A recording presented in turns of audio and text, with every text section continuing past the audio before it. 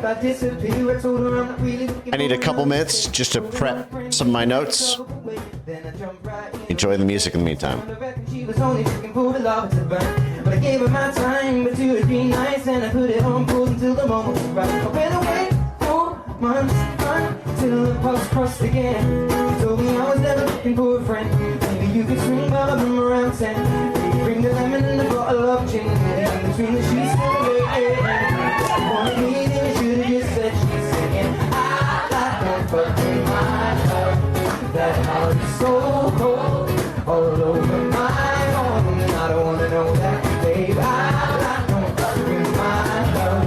I told her she knows, take aim and reload. I don't wanna know that, babe. I for a couple weeks, I only wanna see her. We took away the days with the takeaway pizza. Well, it's expensive was the only way to reach her. Now she's staying at my place and loves the way I treat her. Thinking out Aretha, all over the track like a feature. And never wants to sleep, I guess that I don't want to either. But me and Zoe make money the same way. 4 cities, 2 planes the same day. Those shows I've never been honest about, but maybe we'll go together and just figure it out. Rather go on the film with you and sit on the couch. We should get on a plane or we'll be missing it now. Try to write it down, the way that things played out. She was kissing him out, was confused about it. Did you figure it out while I'm sat here singing? I don't fuck with my love. That heart is so cold, all over my arm. I don't wanna know that, babe. I don't fuck with my heart. I told her she knows, take aim and reload. I don't wanna know that, babe. I on my hotel door, I don't even know if she knows what for. She was crying on my shoulder. I already told you, trust and respect is what we do this for. I never intended to be next, but you didn't need to take him to bed, that's all. And I never saw him as a threat until you disappeared with him to have sex, of course. It's not like we were both on tour. We were staying on the same fucking hotel floor, and I wasn't looking for a promise or commitment, but it was never just fun. And I thought you were different. This is not the way you realize what you wanted. It's a bit too much, too late. I'm honest. All this time, but no, 'cause I'm singing with my love. That heart is so cold, all over my arm. I don't wanna know that, babe. I don't fuck with my love. I told her she knows, take aim and reload. I don't wanna know that, babe. I don't fuck with my love. And these girls ain't loyal, and that heart is so cold. And these girls ain't loyal. I don't fuck with my love. I told her she knows, take aim and reload. I don't wanna know that, babe. I sure to get down, good lord. Baby, got me tripping all the time. The street condition don't play around, cover much ground, got a game by the pound. And getting paid is a forte, each and every day, the true play away. I'm gonna get her out of my mind. Think about the girl all the time, wow, wow. And east side to the west side, looking back right, this goes to bright. She took the chicks in the cash, stacking up the cash, quick when it comes to the guy. By no means I've read it. She's on and she's got to have it. Baby, you're a perfect 10. I wanna get in. Let me get down so I can win sing. I like the way you work it. No diggity. I'm about to bag it up. I like the way you work it. No diggity. I'm about to bag it up now. I like the way you work it. No diggity. I'm about to bag it up. I like the way you work it. No diggity. Straight up. Talk about bottom up, yeah, we burning shit up. DPGC, now we turning shit up. TPT, LPT, and now we 1.5 more minutes. Baby, you got to get up. Thug dealers, drug dealers, yeah, we living it up. My life, boy, we living it up. Taking chances while we dancing in the party for show. I slip my heart with 44 when she pretend the back door. Bitch, you scream and scream, but you know I don't care. Step up in this motherfucker just to swing in my head. Bitch, take walking, quit talking me down for the set. Take it down for the check. Out of down, put it down, put the father of rap. And if your ass get trapped, yeah, shut your trap. And I get back home, that. The part of success, if you believe in the X, you be believing in stress. It goes na na na na na. It's the motherfucking unity. Go! You know we want to really be out. Now sing this for you. Hey yo, hey yo, hey yo, hey yo. When that girl is good. Hey yo, hey yo, hey yo, hey yo. Hey yo, hey yo, hey yo. Hey yo, hey yo, hey yo, hey yo. When that girl is good. Hey yo,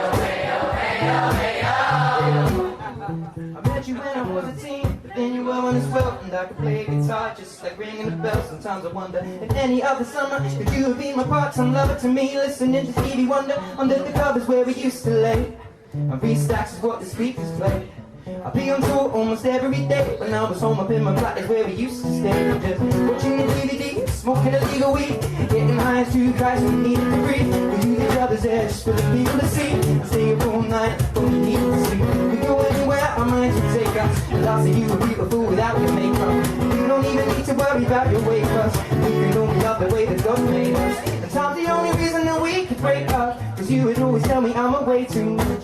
Distance is relative to the time that it takes to get on a plane or make a mistake. So say it again, oh Nina, you should go, Nina. All right. Never coming home, Nina. Oh, won't you leave me now? And I've been living on the road, Nina. But then again, you should know, Nina, cause that's you and me both, Nina. Oh, won't you leave me now? Nah. And every weekend in the winter you be wearing my hoodie with drawstrings pulled tight to keep your face from the cold. Taking day trips to the local where we'd eat on our own, cause every day when I was away we'd only speak on the phone. Go to new planet, create new habits, acting as if we were two rabbits, and then you vanish back to the boat. All right. Welcome, everyone. Thank you for joining me late in the evening, after midnight. We are going on quite an adventure tonight. This one's personal. I was running a special operation today, the inaugural launch of something I've been working on for a very, very long time. And I was having the coolest day ever. And then I got a call from a family member. Not usually how I get my news. But my family knew how invested I was in the pipe bomb story, because this was my whole life for a certain window of my life. Not my whole life, but it was definitely the main focus. And what happened today, let me start by saying, I don't know what happened today. I've seen little snippets from X. I've been underwater. And so kind of like what we did with the Ryan Routh stream, where I think I was like out dancing that night randomly. And then the president got shot in the face. And then we ended up breaking some unbelievable stuff that ended up being topical, relevant, newsworthy for years to come. I think tonight is going to be something very similar. I've actually purposely limited a little bit of my information diet about this today until I could do this all in one sitting. That's all right. If it's glitchy or whatever, you guys can catch the replay in the morning. I don't normally do public streams, by the way. I normally only do it for my X subs, but I figured this is kind of historic and I kind of just want to get my stuff out in real time. So let me first, without even seeing the weight of the evidence, but just from having seen the officialness of the press conference, the definitiveness with which the FBI has articulated the fact that we do have a 7-page filing that we'll be going over line by line. This is going to be, here's a link in the chat for folks. I think Nick Sorter threw this up online, so you got a sorter.us in there. Nick Sorter on X, good account. Great for the breaking factoids. And we're going to go over this in detail. But what I have seen so far is consistent with my expectations. And so when you combine that, we're going to look at the weight of the evidence before we go. People are saying not clear sound. Well, we'll have to fix that in post, I guess, for the replay. But you guys are stuck with me. I'm not in here with you. You're stuck here with me. The approximate gestalt of this person is kind of what I was expecting. And in some ways, exactly what I was expecting, is you're going to see I predicted in March 2021 in writing. But what the fact that just today, the FBI, see, January 6th, pipe bomb, Virginia raid. The fact that, okay, let's try a Google search instead. Let's see if the images are a little better there. So, where's a nice shot of the house? Wow. The fact that they are now in this guy's home, taking his phone, his computers, and that will, in theory, give rise to all of the friends, all of the messages, all of the emails, all of the metadata. What we did not get with Matthew Thomas Crooks, because you had a Biden DOJ and you had stuff wiped, and it seemed like they had a real motivation that when they seized the evidence, the FBI is where evidence goes to die. Presumably, this will now actually give rise to a multi-month, possibly multi-year, wider probe into exactly the elements I had been hoping could finally be cracked open after 5 long years. So we will evaluate independently the merits of the evidence, but I have to say, from what I'm seeing so far at the outset, my vibe is old school Trump memes. I thought I had it all together. So we gotta make sure the volume's up. I thought I had it all together, but I was led astray the day you walked away. You were the clock that was ticking in my home. Changed my state of mind. Ladies and Gentlemen, So hard to find. we got him. we got him. Changed the weather. What you really say? All that I say.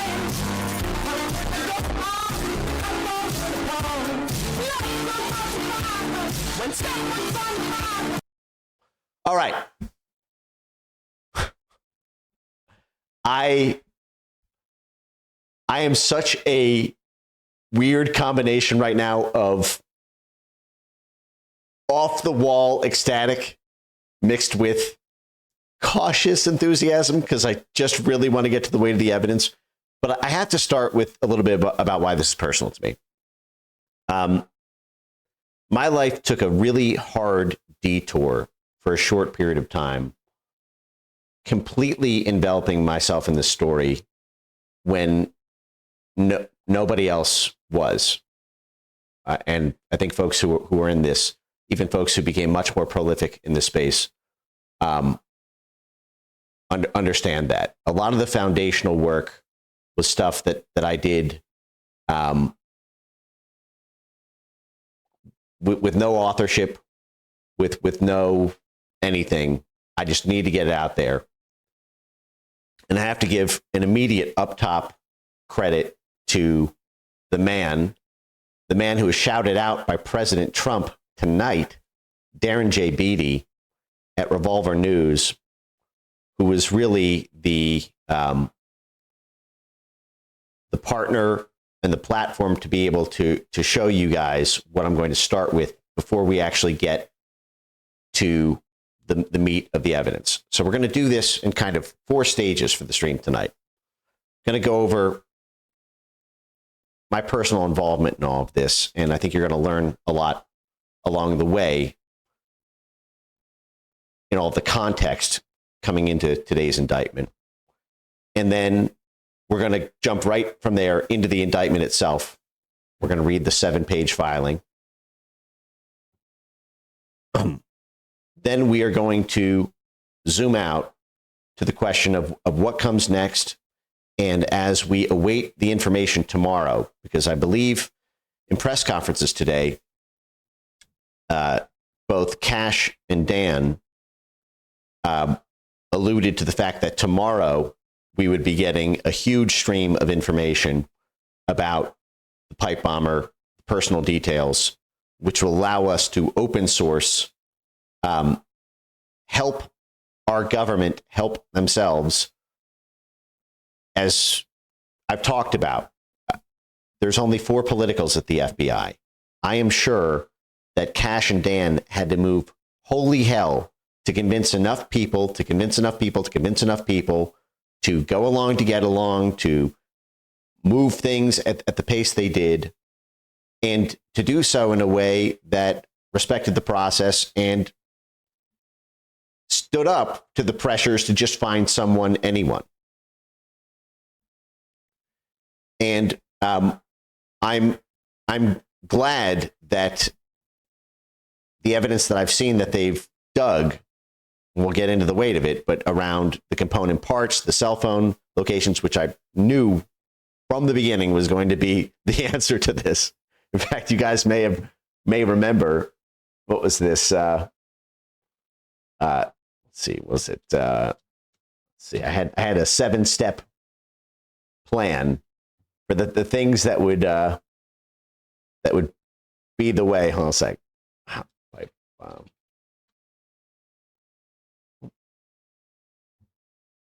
Here you go. Dear DOJ and FBI, here's how to solve the pipe bomb mystery.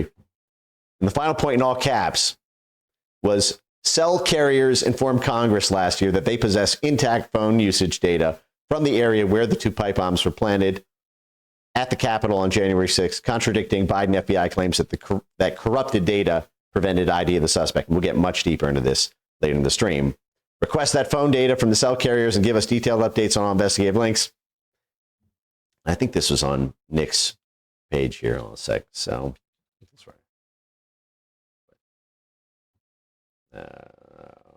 Phone. Oh, it says. Okay.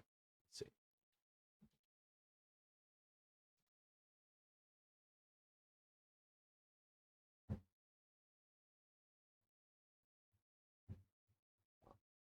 I had it in here somewhere. Just see. Phone. Yeah. So they ended up using that cell data, looks like, is as kind of the main oomph that we know this is the guy who not only got the bomb parts, but he was right there in the areas. This is the exact thing the Biden administration not only withheld, but lied about. They told us that data was corrupted. And then even when the cell phone carriers told Thomas Massie and the House Judiciary Committee, the Republican House Judiciary Committee, that it was not corrupted, the Biden FBI still never requested the uncorrupted. And we'll get to that though. But let me start with just kind of a compilation of videos that I made. That you guys may have remembered seeing over the years. So actually, I'll start with this. Actually, this is a piece I did at Revolver.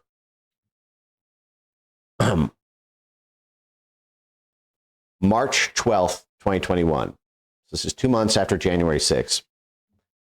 And I put together a list of all these pieces. Right away, the first thing I did on January 6th, and again, I'm going to say me and Darren for this, but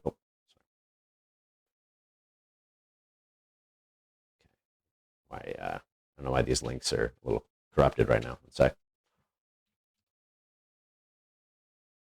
The first thing I focused on here, because they tried to make January 6th seem deadly. And they used 2 techniques to do that. The Brian Sicknick death, which they call the murder, despite no murder charges, and the pipe bombs being a mass fatality event if they had only gone off. The first thing that I did on this was pointing out the Brian Sicknick murder hoax. This ended up getting picked up by Tucker and others stayed on this, basically forced this story.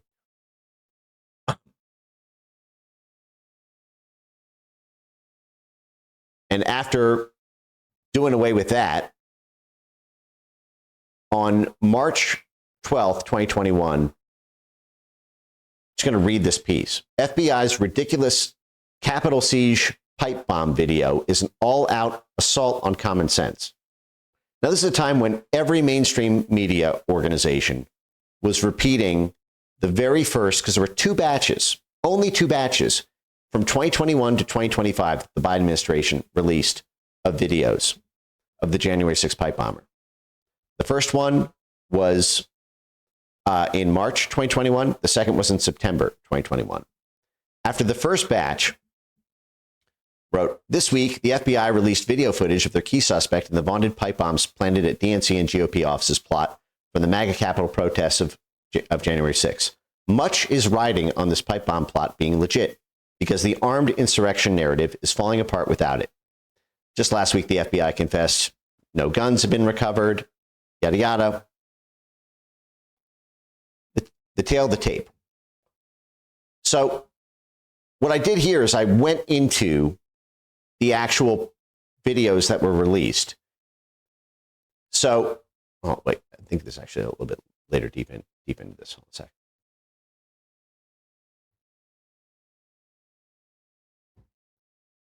All right.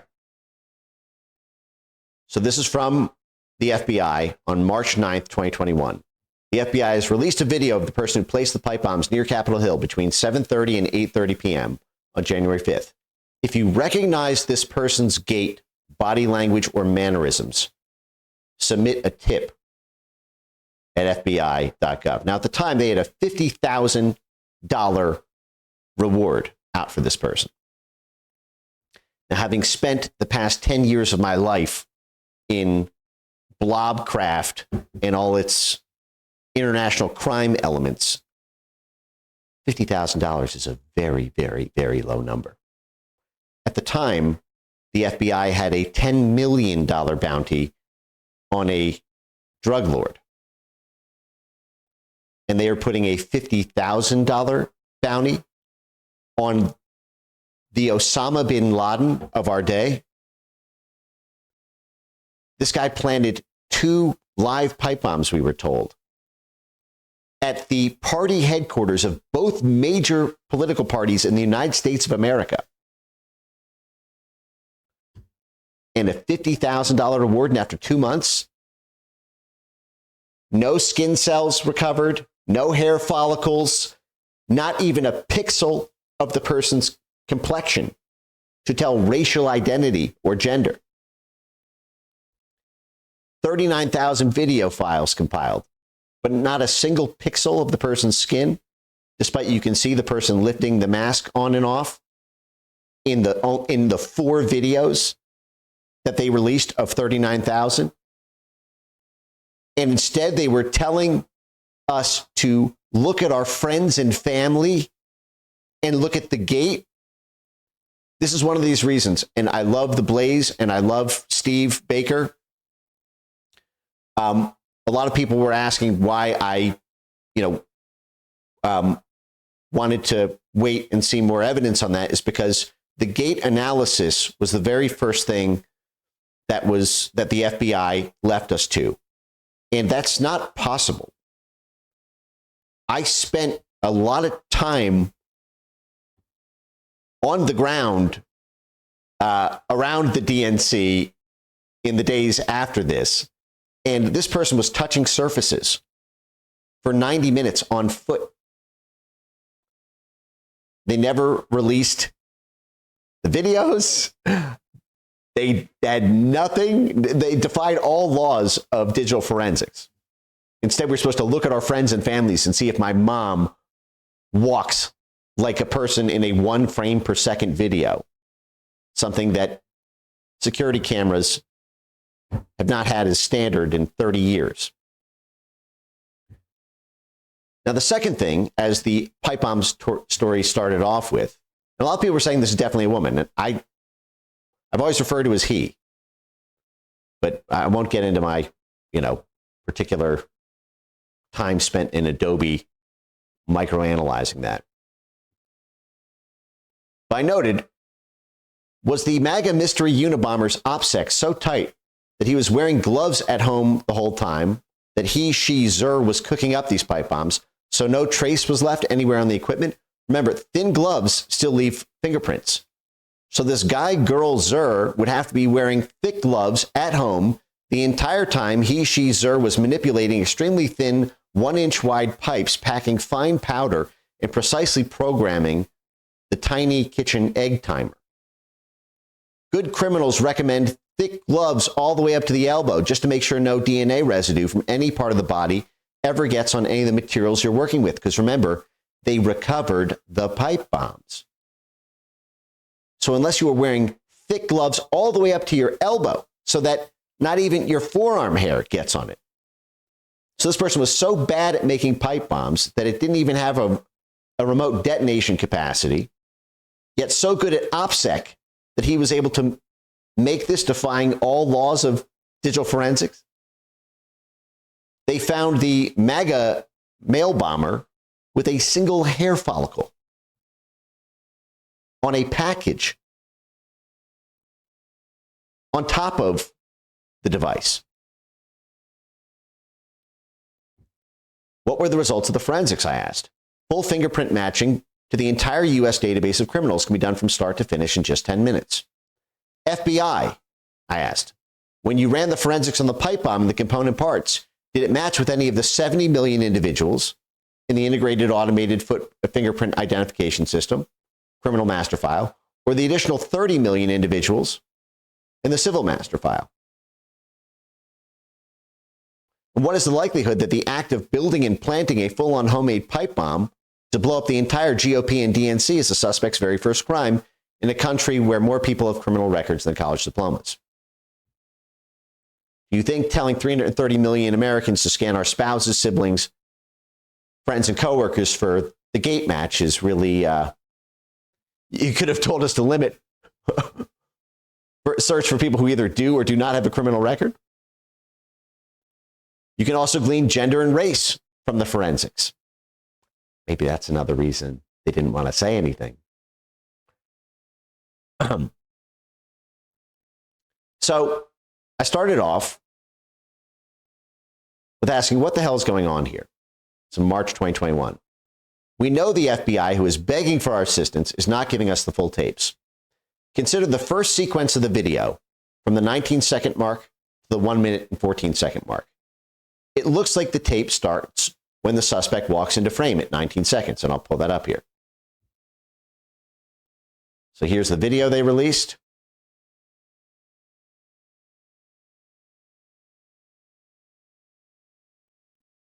"19 seconds, right? So it looks like he walks in the frame, right?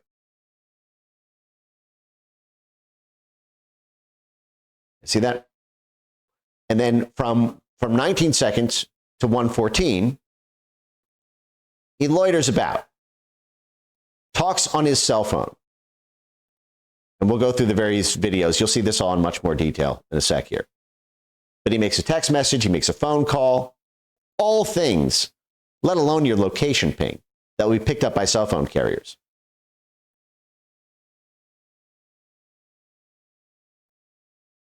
So I said, this makes no sense.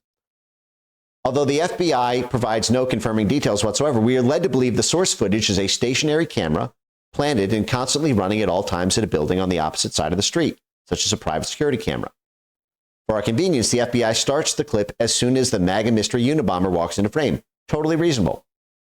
But then the tape the FBI provides the public with stops abruptly at 1:14, while the suspect is still in the middle of the frame and is still clearly loitering right in front of the camera. This is the final frame. Just to remind you guys, put yourself back 2 months after January 6th, March 2021. Okay? So here is the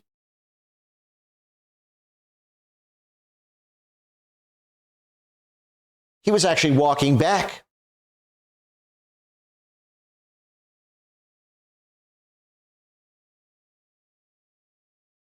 Why did the video cut? He's still hanging out right there fidgeting. And as we'll see when I show you the zoom in video that you guys probably saw online either years ago or when I reposted some of this recently, he actually lifted off his glasses. If this had been uncorrupted footage, you could probably tell the person's racial ID from this very scene. You could see the glint in the glasses when he lifts them. He's still fidgeting around, making phone calls, and every frame gives hundreds of millions of Americans more chances to see if that gait, body language, and mannerisms reminds you of your wife. Did the constantly running static security system pick the single worst time in history to suddenly short circuit or run out batteries? Or did the FBI simply decide the public had seen enough and stop the tape? Well, how long was the suspect out there for? 10 more seconds? 10 more minutes? You know, wearing a mask for hours on end really sucks. COVID survivors, we know masks fucking suck, which is why this guy was taking his mask off. Most people, when they're wearing a mask, but especially when they're outside, will occasionally pull it down for a few seconds every few minutes just to get a good clean breath. Did the FBI stop the tape and feed us a limited hangout right out the gate? Because in the frames after it, while the security camera footage was still running, the guy took his mask off and they didn't want us to see his face. They didn't want to see his racial or gender complexion or gender identity. If you're telling us you're stumped and you got nothing and you have to rely on gait analysis, you're not even going to show us the full tape? But then it gets worse, I noted. Between 58 and 105, a man walking his dog wanders clean into the shot. First, you can see at 103 how the suspect moves to put his mask all the way up past his nose as the dog walker approaches. I'll show this to you. Between 58, here he comes. And you see, as soon as the person approaches, he goes to obscure his facial details more. Watch that again. Okay? As soon as he approaches, turns his head away, pulls his mask up. Presumably, now that he believes someone is seeing him and could identify him, he is much more attentive to the mask's position in covering his face. Which is why rolling the camera, keeping the camera rolling while he doesn't think a camera is on him, if he was paying more attention to his OPSEC when someone was close to him, why the fuck would the FBI cut the tape when he's all alone fidgeting by himself and doesn't think he's being watched and will presumably let his mask slip, which he obviously thought was more comfortable because he didn't pull it up until someone walked by? It follows that if he's loitering there for a few more minutes, it's quite plausible that he might let his guard down for a few frames and catch his breath. Then we might get more facial details than, say, this. Also, did the FBI track down and talk to the clearly visible dog walker, who almost surely lives around that very block and got within 2 feet of the suspect? Could probably confirm basic things like, say, gender pretty clearly. That cuts down the suspect pool by about 165 million people. Also, in this first clip alone, the suspect walks by approximately 4 buildings on the side of the street, plus whatever number of buildings are on the near side. Are there any cameras from those buildings too? Given that DC is a high crime city and these are nice, expensive houses on Capitol Hill, why don't we have the ring cameras from those? The ones that he's loitering in front of? The ones that are high definition, 60 frames per second? How about on the block he walked into frame from and whatever block he walked out to? Capitol Hill is an extremely wealthy neighborhood. Kind of seems unlikely this is all we got. Further, it's standard practice for the FBI to sweep or seize every privately owned and publicly operated recording device in an area under active investigation to acquire a complete video record. And then here I noted, without alleging malicious intent, foul play, or foreclosing benign explanations in any particular case. You'll see why I noted that. It may be worth noting the FBI has, shall we say, a less than stellar record of holding on to the video footage it seizes, even when simply not losing everything is all that's required. FBI studies 2 broken cameras outside cell where Epstein died. FBI official to federal judge. Oklahoma City bombing videotapes might have been misfiled, impossible to know where. You note how we still don't have a single video of the FBI building being blown up in Oklahoma City, despite the fact that all 19 or 21 of the cameras were in working condition and the footage fed to an off-site storage location just in case something happened to the building. The FBI is where evidence goes to die. Which raises the question, is there other footage the FBI has acquired but simply not disclosed? If so, why not turn it over to help the public with our search? But even in these disclosures, the FBI seems comically overeager to convey how super serious every exact detail is. In this clip alone, we get a bottom left watermark of every shot and a 17-second lead-in, 7:44:33. Oh yeah, super. Do you see how obvious this limited hangout was from moment one of the FBI on this? That they were trying to make it look like they were investigating it while very deliberately sabotaging the investigation so that we don't know who this person is? Yes, okay, we get the millisecond of the start time of the recording. Okay, well, when did the tape stop? When did you lose track of the guy, and which way did he go? Was Zur loitering there because he was waiting for a friend? Did anyone else, like the dog walker, walk into frame? We would literally know the answers to these questions if you just kept rolling the tape. It's the same but far worse in the 116 to 146 sequence. This sequence is supposed to convey the actual park bench outside DNC headquarters where the MAGA mystery Unabomber left the pipe bomb. But the surveillance footage shared with the public starts at precisely 7:52 p.m., with the suspect already in the middle of the frame at the park bench. This is the opening shot. So when the hell did Zur get there? And how long was the tape rolling before we see this first frame?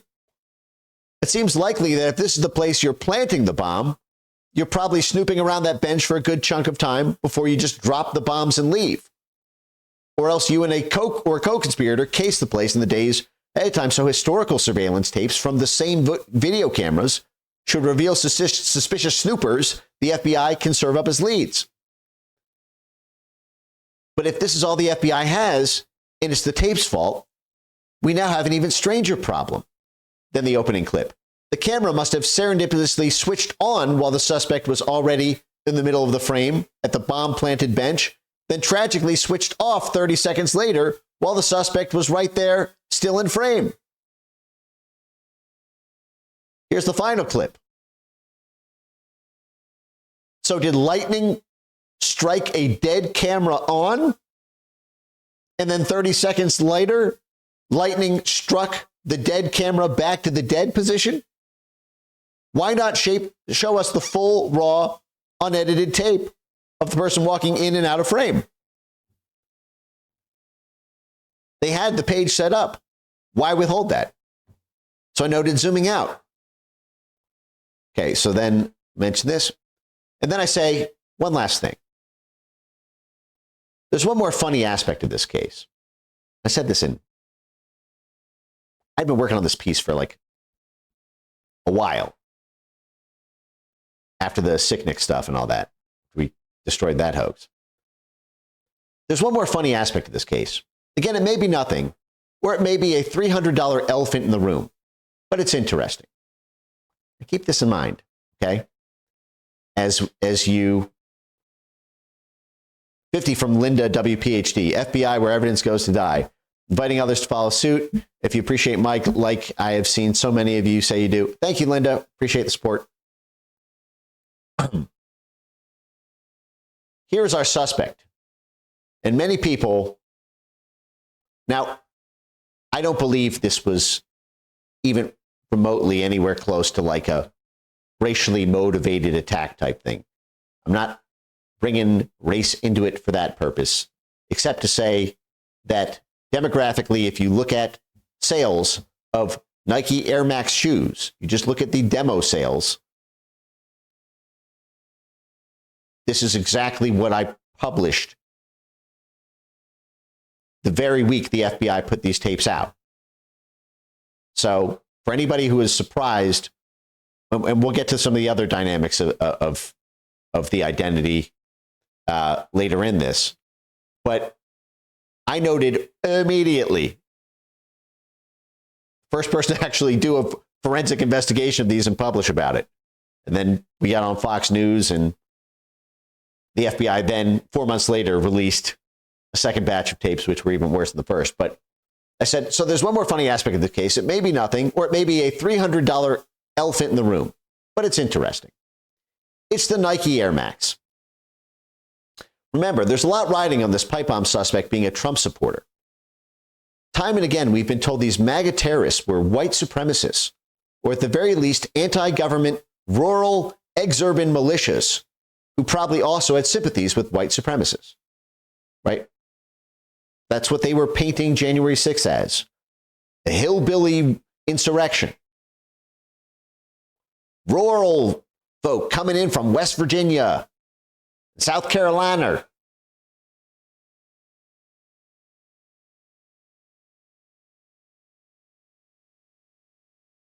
They were saying it was a racist capital, the whole thing. It was the FBI is asking us to believe the MAGA mystery Unabomber was rocking Nike Air Max Speed Turfs, specifically black and gray with the yellow logo. They made a big deal about this. March 9th, 2 days before I published the article, they put this out. Seeking information. Look how big a deal they make about the Nike Air Max Speed Turfs. The only thing they ever drew detailed arrows about. Look, they're Nike Air Max Speed Turfs. Here's what they normally look like. Please, if this person walks like your aunt or has Nike Air Max Speed Turf urban streetwear, then we'll know that's the white supremacist who planted the January 6th pipe bombs. So I went, wait a second. It's the one actual piece of accountable, distinctive forensic detail that the FBI seems to have totally confirmed about the case. They made a very big deal about it, even putting Pepe Sylvia conspiracy theory meme, multicolored pointing arrows at the shoes. We know more about the suspect's shoes, and the FBI gave more detail on it than we know about the suspect's face or race, despite 39,000 video files they had. This quite peculiar shoe has been amped up by the FBI since the initial January assessments, then passed on wholly uncritically as key to solving the mystery by mainstream media stenographers of FBI press releases. From courts, Nike shoes may be the key to catching Washington riot suspect. We're talking about $300 top of the line. We are talking about $300 top of the line basketball football shoes here. The model identified by the FBI, which I tracked down, is the black, yellow, gray AV78950001. FBI didn't tell us that. I did the research. You can go to eBay right now and see what the market for that exact shoe is. $300 basketball shoes?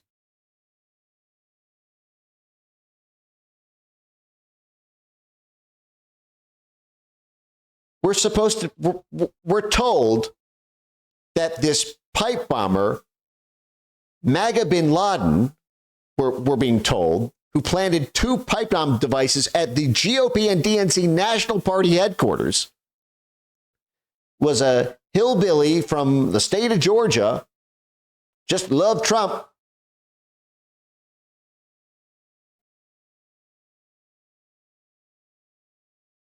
wearing $300 predominant demo black urban wear shoes?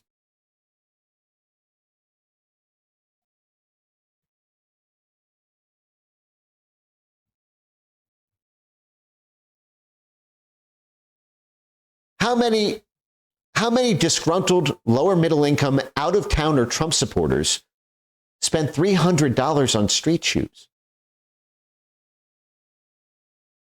Then you've got the fact that any student of sneakerhead culture or basketball culture or urban hip hop culture will tell you in 5 seconds, if you live in the real world, the Nike Air Max is not exactly a typical Trump supporter shoe. And I embedded the story of the Air Max. I feel like Air Max has been able to stand because of music and hip hop and hoods everywhere. I'm sorry.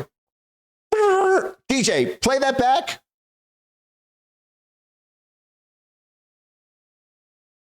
The one forensic detail you gave us, FBI, was that this was the shoe the Trump supporter was wearing.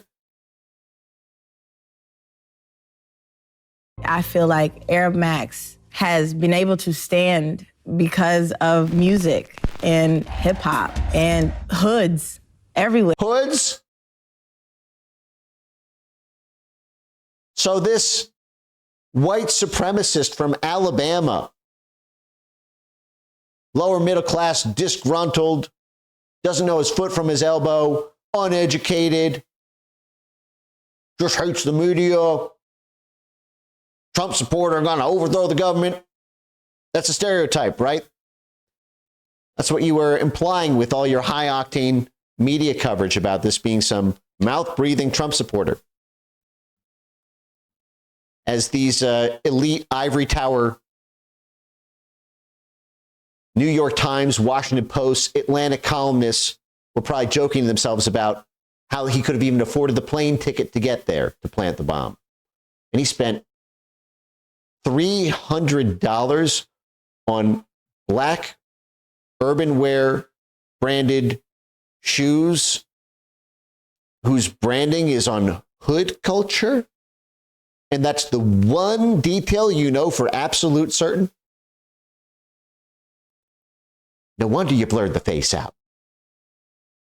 No wonder you zapped the videos to black and white. No wonder you didn't give us any fucking video footage.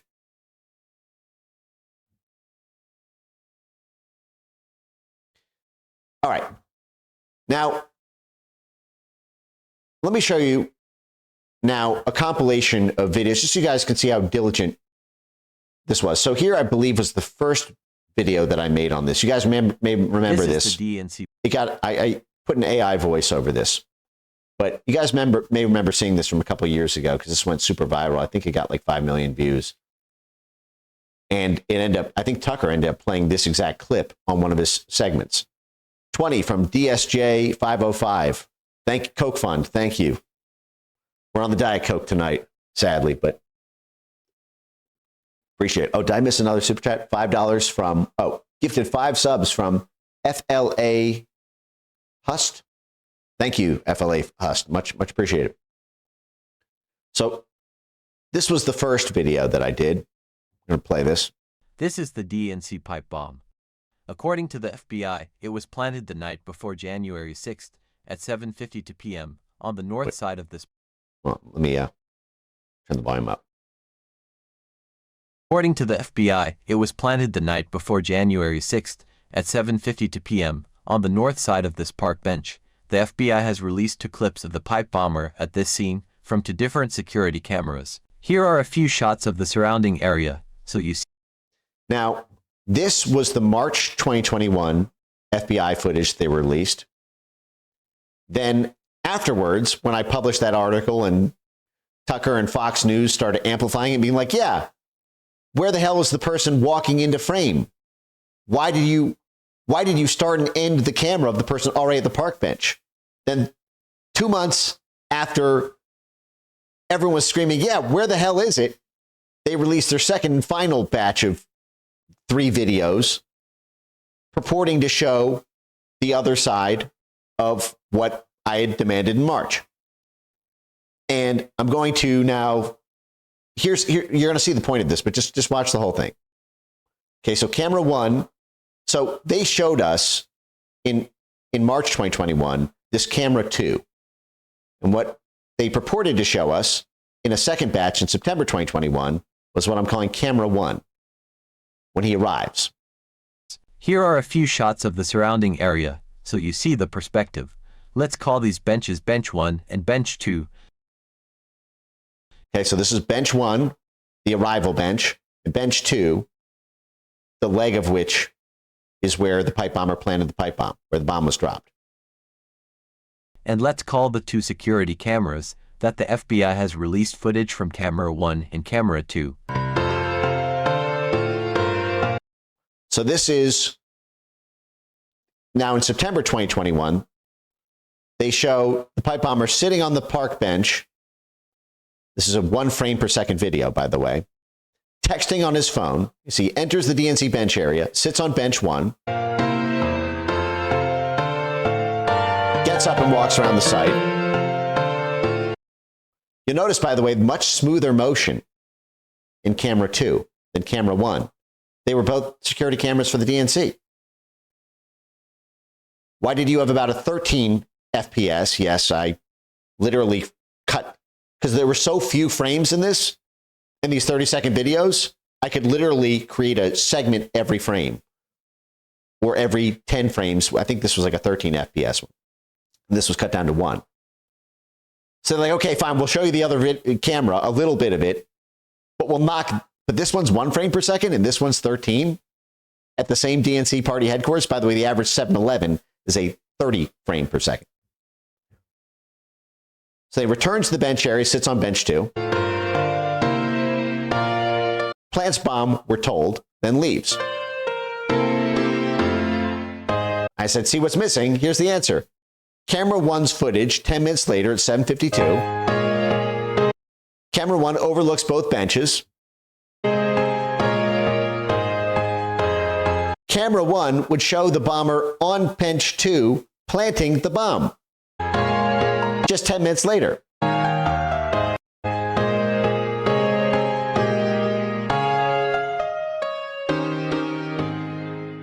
Camera 1 shows the pipe bomber walking up to the DNC grounds at roughly 7:40 p.m.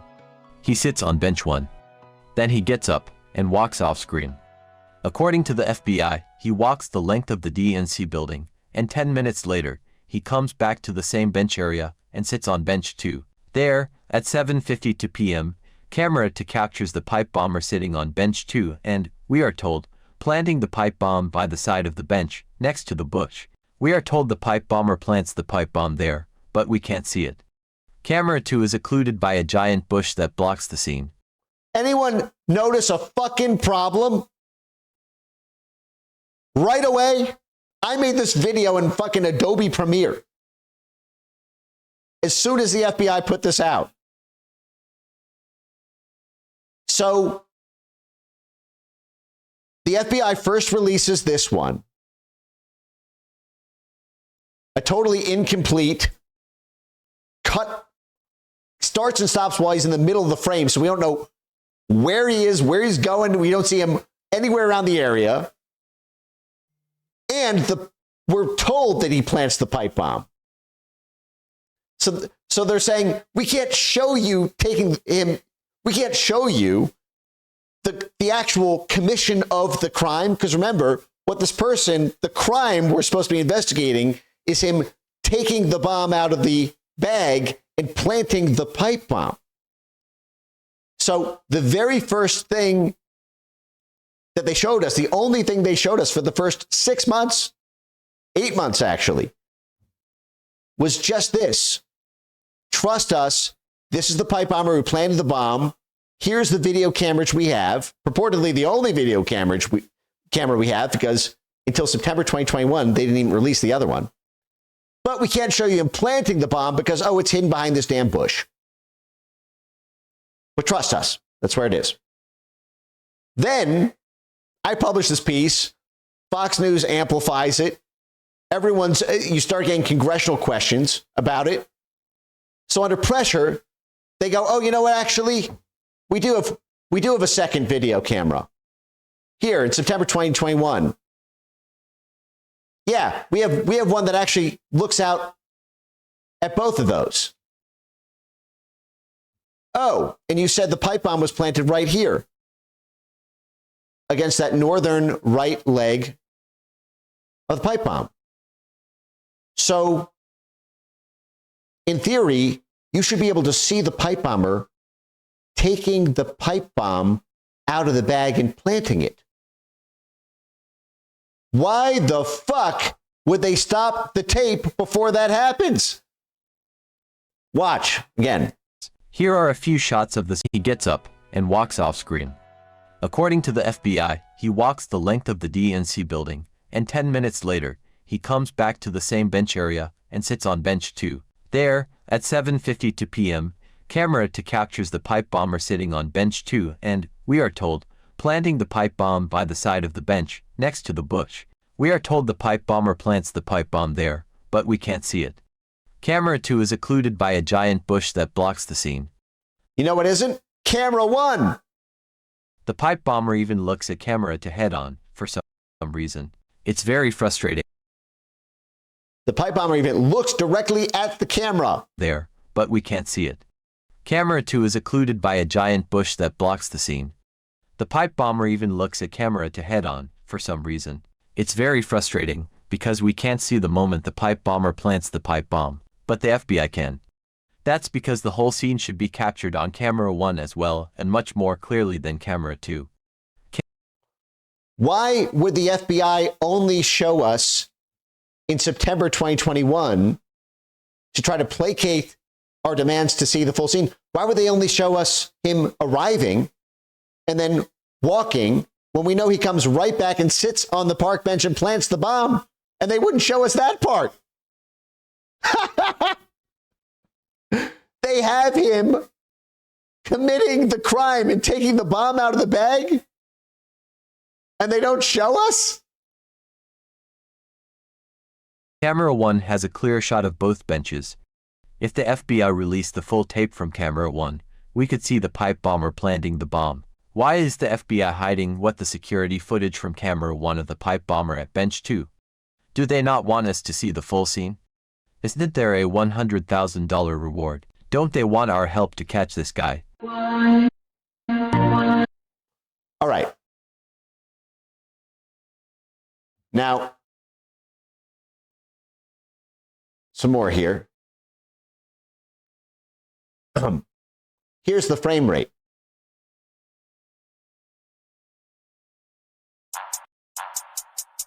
Okay. I made this in Adobe as well. And I think this is now, Tucker blew this up as well. And I think this is now pretty much common knowledge.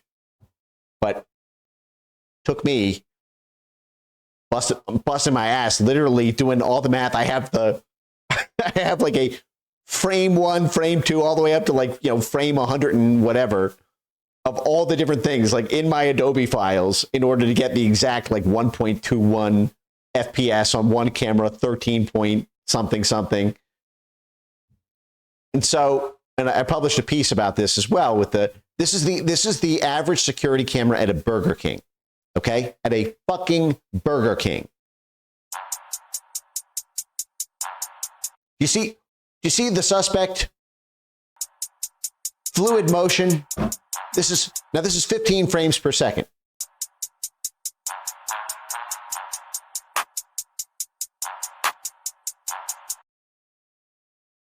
Hey, if you're trying to do gait analysis, isn't it useful to see the person's fluid motion gait? To say nothing of the fact that you have way more frames to analyze.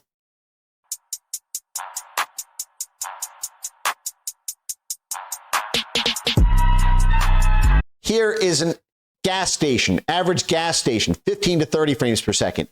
Notice, color, fluid motion.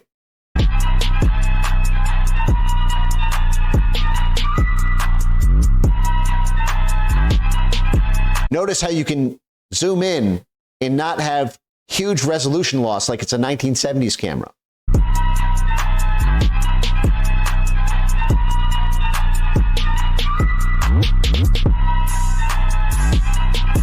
Basic home camera, 15 frames per second.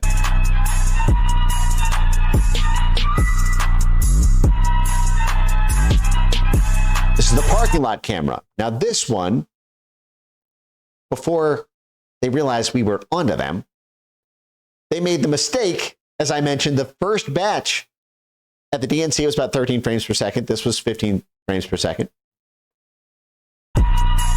Which is why this is way more fluid motion than at the DNC party headquarters security camera.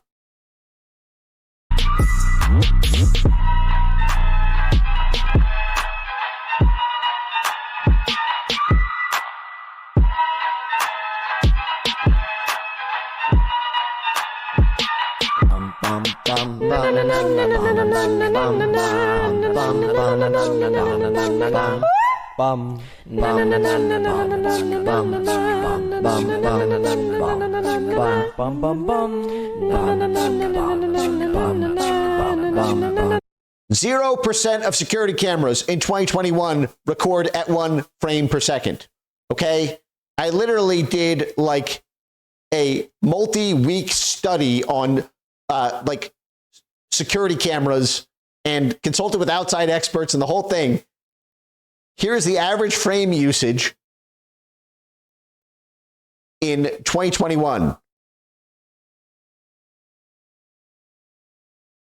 Less than 1%. It averages to 0%, have between 1 and 5 frames, let alone 1 in what was then the year of our Lord 2021. The industry average frame rate, 15. 0% for the DNC party headquarters. Now, let me see if I mentioned this video. One second.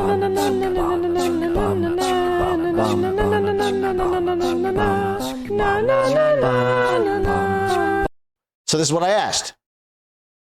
Is this really the source footage? Or was the footage degraded in the 6 months before it was finally made public?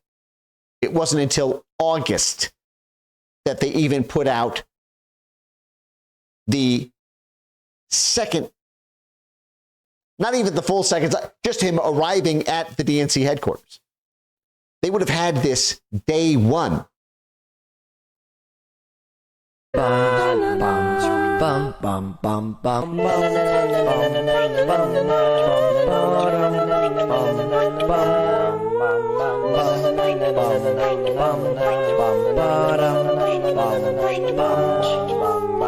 Now, did you notice that too? I always wanted to do more on this, but life got in the way and I had to take on the blob in the way that I am. But did you notice this? Because I did. Your brain probably did. And when I tell you, I'm going to have you watch it one more time. And we'll see who in the chat notices it. This is the actual YouTube video that the FBI uploaded, purporting to be the source footage. Or actually, they didn't even comment on whether it was the source footage.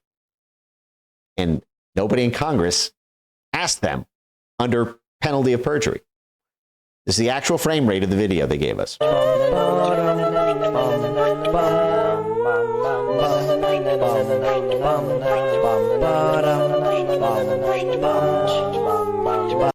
Did you notice? Did you notice that? What's the first thing you noticed there?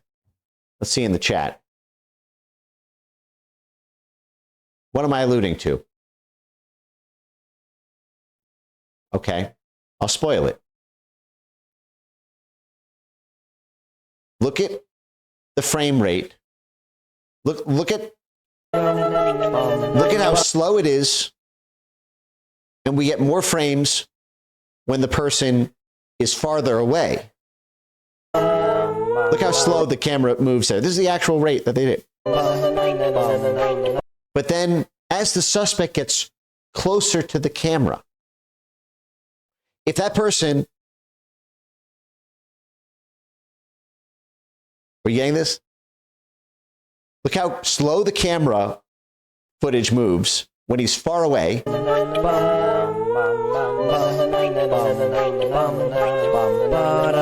And then suddenly the camera speeds as he gets closer, so you have fewer frames with the fucking MAGA bin Laden pipe bomber in focus to see the person. This is when, if you want to produce something useful, first of all, that means the camera was fucked with, because this is not the same motion rate. Look. See, slow, slow, slow.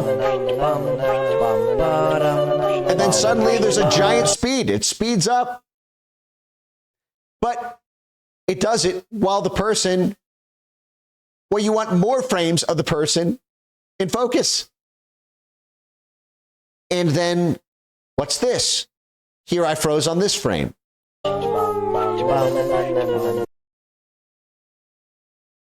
You guys see that? Why? Where did he go? You can't tell me he went gray because this is an artificial blur line. This isn't foliage. They were blurring details as he got closer and closer to the camera.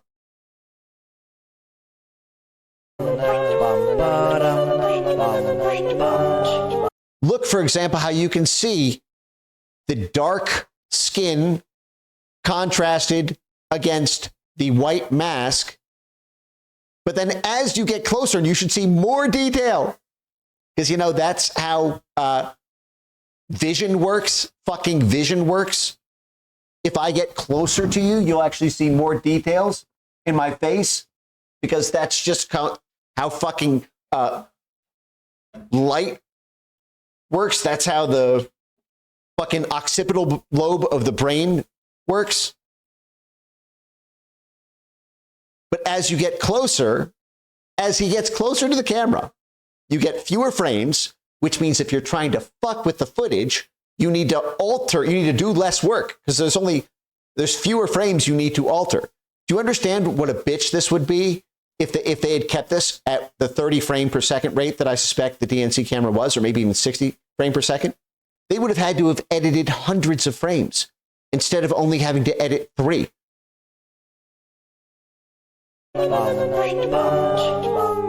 As he gets closer, you get less detail because they blurred it.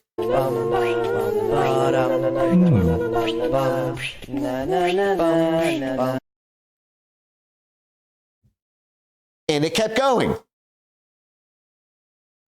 You guys probably saw me post this one. The person who placed these bombs wore a face mask, glasses, a gray hooded sweatshirt, gloves, black and gray Nike Air Max Speed Turf shoes with the yellow logo, a backpack, glasses, not goggles, glasses.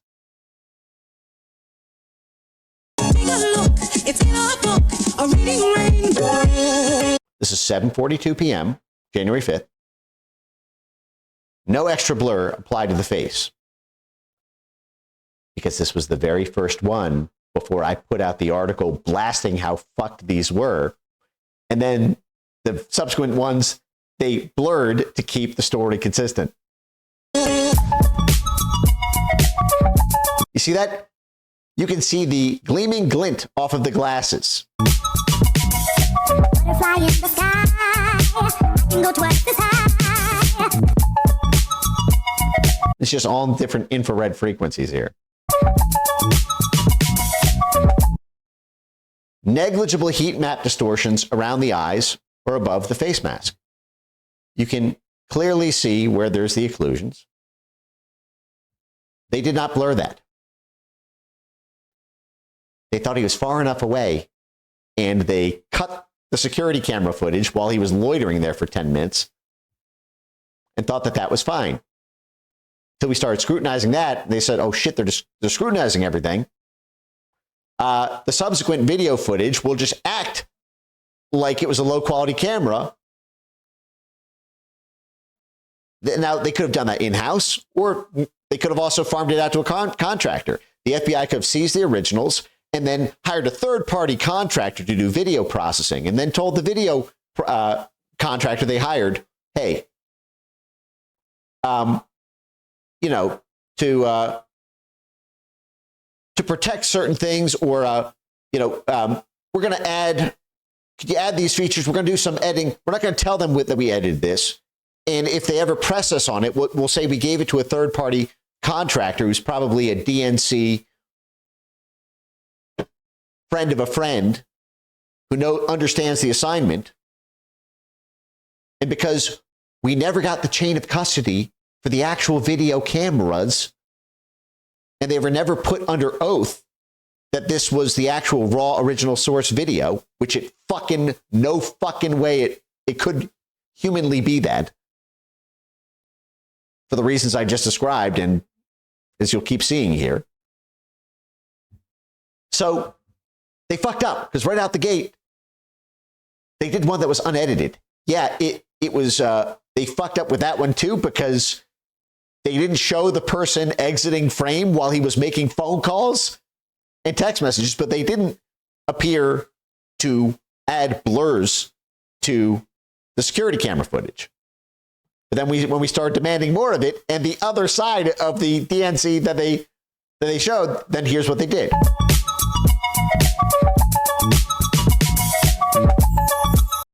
But at the DNC site, this is 10 minutes later, suddenly a horizontal blur bar appeared over the eyes.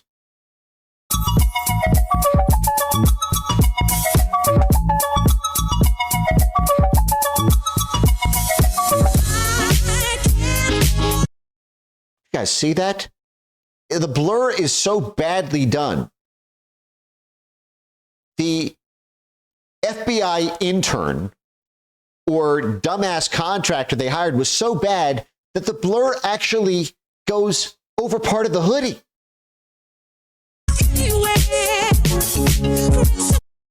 This is when he's staring point blank at a camera that I believe was like, how many meters was that camera was 6 meters away. 6 meters away from this guy's eyeballs. Right at the moment when we actually should see that person's face and eyes. And I don't know if you know anything about glasses, but you can tell if I'm white or black if I'm wearing glasses.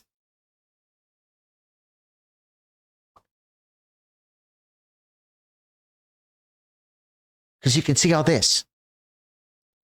So with a camera literally just 6 meters, and he stares straight at it, they put a horizontal blur bar right over the fucking eyes.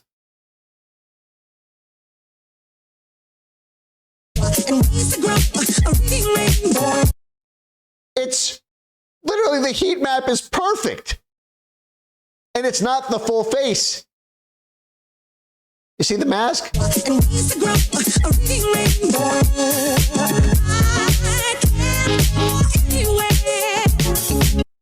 The camera at the DNC bomb site is actually 45 feet closer. Yes, I measured it, if you must know. I actually went to the site. So this camera right here, you were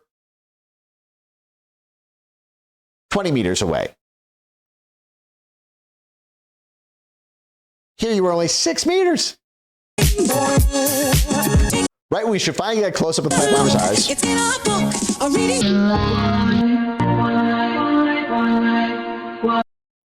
They pull plug and exit out.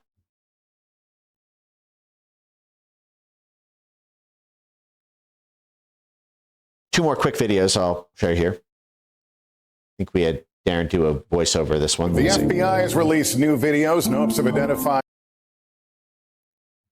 You guys remember the soundtrack from my LA adventures?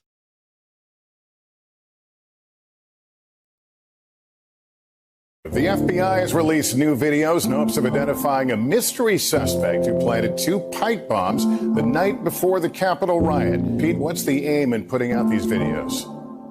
Lester, FBI agents say they have no idea who planted the bombs, and they hope these new videos will generate some valuable tips. One shows the suspect walking up and sitting on a park bench near the Democratic National Party headquarters. One of the bombs was later planted in this same area. Frames per second, like its name implies, is the number of individual images, or frames, the system captures every second. The average industry frame rate of most CCTV cameras is around 15 frames per second. We also recommend using a minimum of 15 FPS, or frames per second. Now here at Proactive Security, we recommend actually 15 frames per second. What you're looking at is the actual frame speed of the security video the FBI released to the public of the January 6th pipe bomb suspect. It's just 1 frame per second. You're going to learn now why that is. Virtually cameras found that 0% to make the DNs gas this site. And that of state. So here. Meanwhile, we know the DNC cares so much about security. So this is a Google Earth photo, October 2018. You see, this was where the camera was. This is him looking over it. This is the park bench. This area that for years they have stationed a physical guard during the daytime right at this site. And that makes sense. It was the break-in of the DNC national headquarters 50 years ago that caused the largest scandal in American history, Watergate. Between the history of attacks on the DNC building, plus the fact that DC was once the murder capital of the country, plus the fact that 0% of cameras in use today use 1 frame per second, it is virtually impossible the tape the FBI released was the actual unedited footage.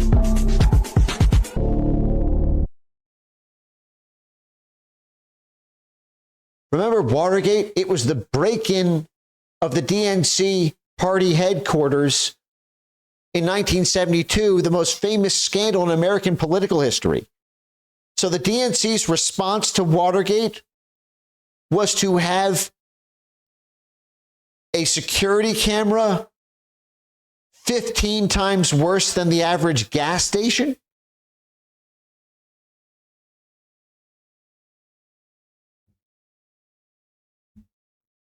So I point that out, and we'll move on now. We'll move on in a second. There's a bunch of stuff I want to cover here beyond this, but before I get to the commentary, because I do want to hit all this stuff. But the point that I'm getting at is, what little I checked in on Twitter today, I was frustrated that one of the early evolving narratives here is FBI incompetence under the Biden administration.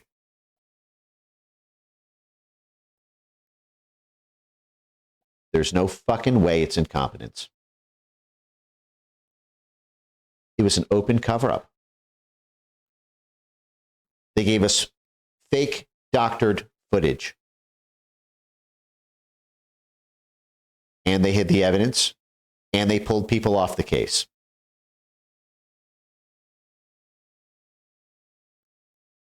That is not incompetence. That was competence at corruption. But what you have here is obstruction. What you have here is a crime. You have federal law enforcement officers obstructing justice by destroying an investigation of criminal wrongdoing. We should not be talking about this as though the FBI was incompetent this whole time. We should be talking about this like the FBI committed a fucking crime of obstructing justice. And the FBI agents who are a part of this should not be disciplined for incompetence. They should be prosecuted for obstruction.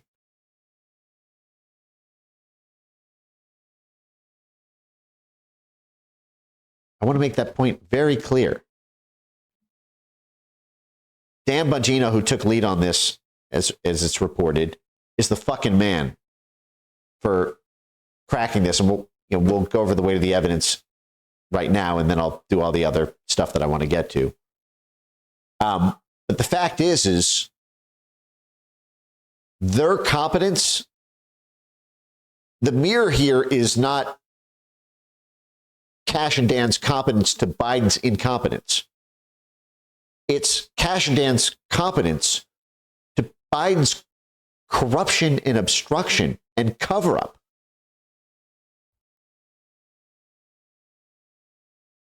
Do you know what I'm saying?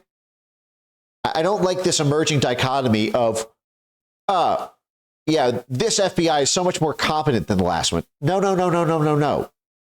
They were competent at very different things. Our FBI was competent at cracking the case. Theirs was competent at corrupting it and obstructing it to kill it and cover it up. One is law enforcement, the other one is law breaking. And I stress this about the video cameras because guess what? Federal records keeping laws, and we are still inside the statute of limitations of a 5-year statute of limitations, at least for the next month, but arguably for the duration of the Biden FBI's tenure, for the record-keeping laws around maintaining evidence. What was the name of the FBI agent or agents who physically seized the security cameras from the DNC building the day of the incident? Okay, let's just say it's three officers. Okay, those names will be in a file. Chain of custody with the evidence, mandatory under law.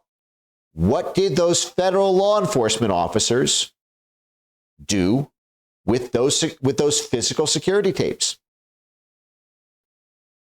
Did they run them down to the FBI forensics lab? Did they put them in storage? Okay, that will be in a file. What happened to them when they were in storage? Were the originals then picked up and handed off to a third-party contractor for digital processing? Did it get corrupted at processing? Or did it get corrupted in-house at the FBI? Also, does the DNC still have copies? Because when the FBI comes in with an investigation, they seize all the originals. But you can still have copies. When the DNC handed over the security camera, did they have digital copies of the footage? Hey, Republican-controlled House of Representatives, Republican-controlled Senate, Republican Department of Justice subpoena the DNC for their copies of the footage and cross-match it against what the FBI showed us.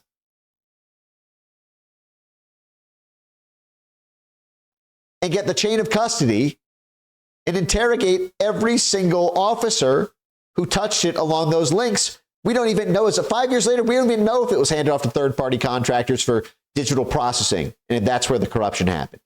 Because they also corrupted the cell phone data, if you remember. They said the one reason they couldn't find this guy, everybody else they got from cell phone pings.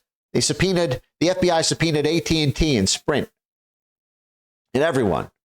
So they got all the pings in the area, and then they just arrested everyone who was in the ping perimeter. But we couldn't do it with January 6th pipe bomber, they said, because the cell data was corrupted. And then finally, when Republicans took back the House, and Jim Jordan got on this, and Thomas Massie, Matt Gaetz, who was a flamethrower and amazing on this issue as well.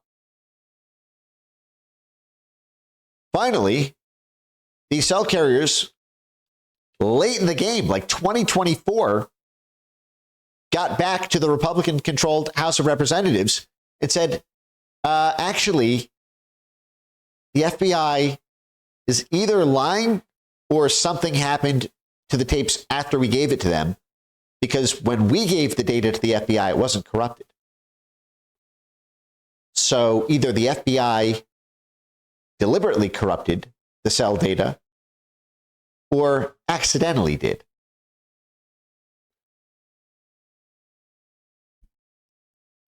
So here's $1 million question. If you want to know who should be arrested for obstructing justice in the January 6th pipe bomb investigation, what was the name of the FBI agent coordinating with the cell phone carriers for the cell phone data? What was his or her name? My name is Mike Benz. Who was the agent or agents who were on the emails with the cell phone carriers, who executed the subpoenas, who received the cell phone data? And at what point did it get corrupted?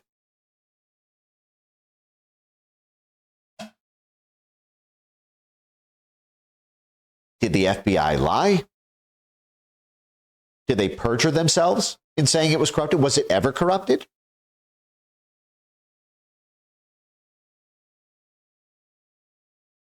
Did they lie because they thought Trump would never win? So we'd never know? But there's a hard record there. And if there's not a hard record, there's a violation of federal records law. So you've got a crime there. You got a crime of perjury or a crime of obstruction or a crime of tampering with evidence or a crime of failure to adhere to federal records laws. So that's why these things are all interconnected. Chain of custody, cross-match with the exact agents who handled it, cross-match with the official statements, zero in on the exact moment they said the cell phone was corrupted, zero in at the exact moment the tapes went from the raw source footage to whatever the edited shoddy output we got was. And that will tell you who sabotaged this to cover this up, to protect the narrative that this was some, white supremacist MAGA supporter, let alone the question of whether or not it was even if this was a so-called, lone nut, autistic, mentally handicapped loser who got this crazy idea. A lot of people, because I was kind of the guy on this in 2021, when I was talking to people in Congress about this, when I was talking to VIPs behind the scene on this, because I was kind of the wonk, and I would explain the Fed's direction, and they would say, "Oh, it makes so much sense. So the pipe bomb guy was a Fed," and I said, "Whoa! You got to be precise and direct. It would be highly unlikely that the person who planted the pipe bomb, would be a Fed, because it gives you no plausible deniability. And there's another reason to not bring things to trial, let alone, the demographics don't match up with the MAGA supporter, the party affiliation might not. We'll get into that.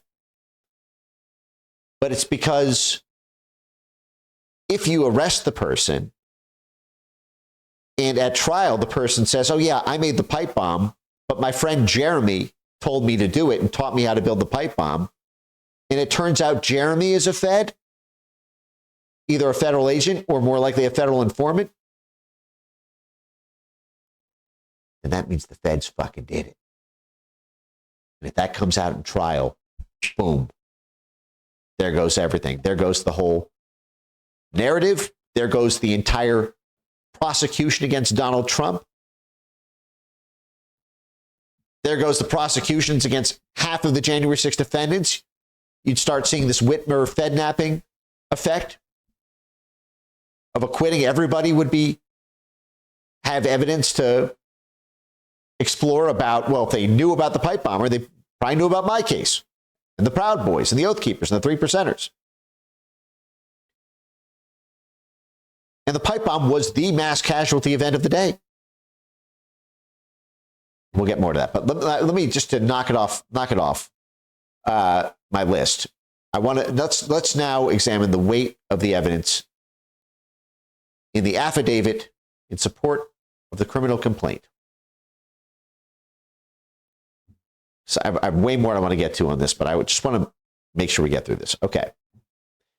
All right. So this is an affidavit in support, the FBI affidavit, alleging that Brian J. Cole Jr. has transported in interstate commerce.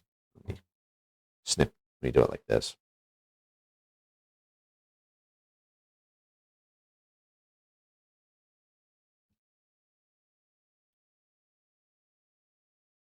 Okay.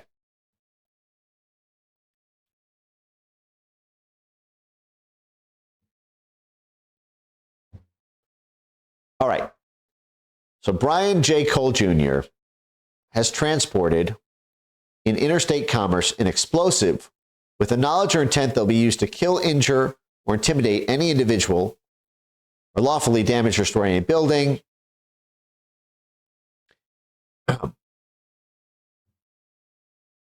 Attempted to damage and destroy by means of fire and explosive materials the headquarters of the RNC and DNC. Wow, that is way more explicit than it needs to be. That's very interesting.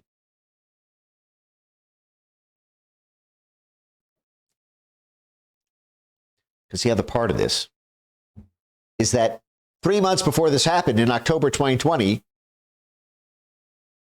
the Detroit FBI field office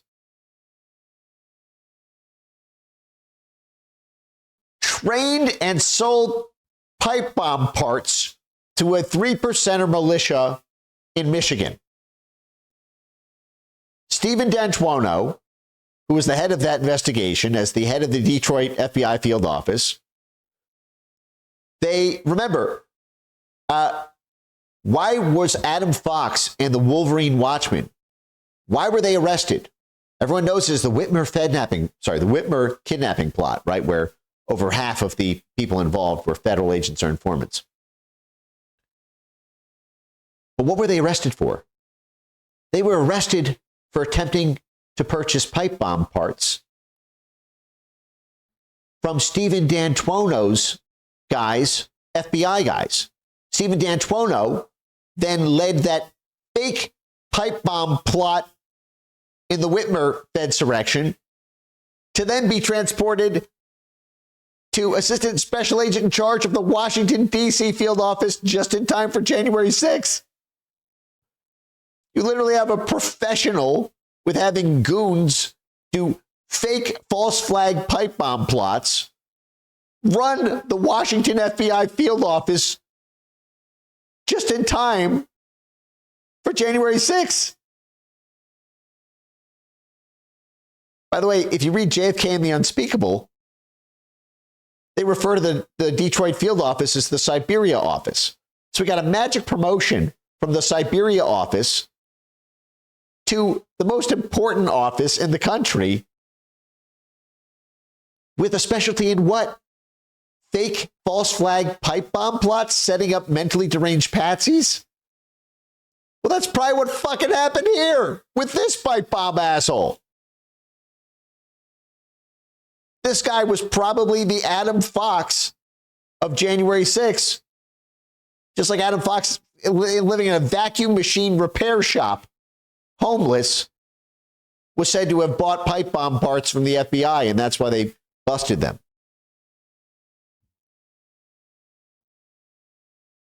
But that's where this has to go next. But we'll get to that. Okay. So, all right. But I guess immediately, this is already way more specific than it needs to be. And so I have two immediate reactions. They're saying that he knowingly transported the explosives with an intent to kill, injure, intimidate, or damage, destroy buildings, and specifically the headquarters of the RNC and DNC. You don't need all that, to nail this guy. I mean, the possession of a weapon of mass destruction, a pipe bomb, formal nomenclature, it's what pipe bomb, weapon of mass destruction, to Michigan, Whitmer.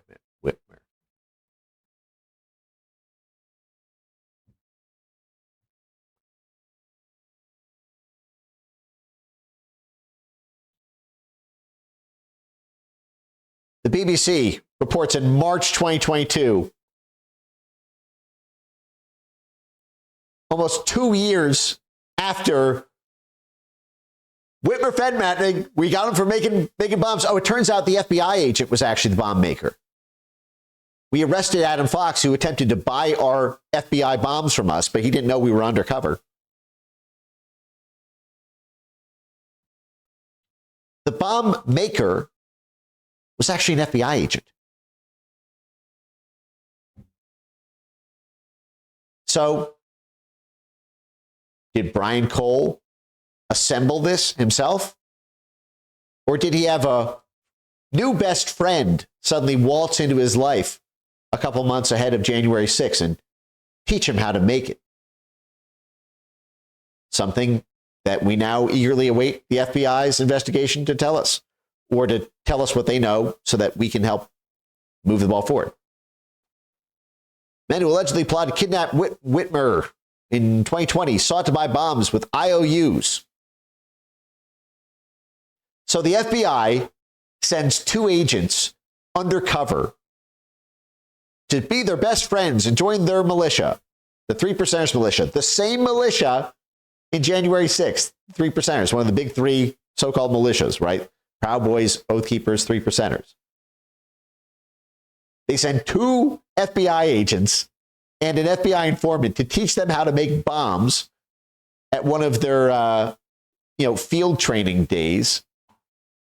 And then said, hey, now that we taught you how to make bombs with these component parts, I'll sell you those component parts so you can make them yourself.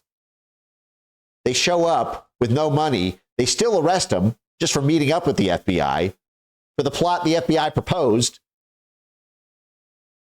and just for having an intent to buy the component parts, an alleged intent to buy the component parts of the bombs the FBI had already taught them how to make. They nailed them with attempted possession of weapons of mass destruction. So this is something that I am already... There goes the sound. Can you guys hear me? So what I'm skittish about here is this right here is a massive felony charge. Whether or not Adam Fox intended to blow something up or not, you still have the felony of attempted possession of a weapon of mass destruction, the pipe bomb. My concern is because I don't know what evidence they're sitting on. They could definitely substantiate this if they have the evidence, but my concern is, what if someone else, like a Fed or something, told them it was something else, or he's mentally they can't prove intent because the guy's mentally handicapped. So they can't, these are all highly specific intent-based crimes. You don't want to let them wriggle out of it because you can't prove something like intent, which is going to require a jury trial. You might actually foreclose by making the charge too specific. You might actually give an out by allowing a dismissal or allowing some sort of, mental incapacitation type thing so that we can't get to the feds around the guy. So if if I'm seeing this language, I am praying to God that what we learn tomorrow or in the following weeks is that they have very specific confessions from Brian Cole that, yes, he specifically was targeting the RNC. Because look, I went to the site of the RNC pipe bomb placement. I actually couldn't tell if it was placed at the RNC or the Capitol Club. It was a dumpster out back. I don't know. Did this guy know if he's even mentally capable? Maybe. Maybe he did. But you're going to have to prove that.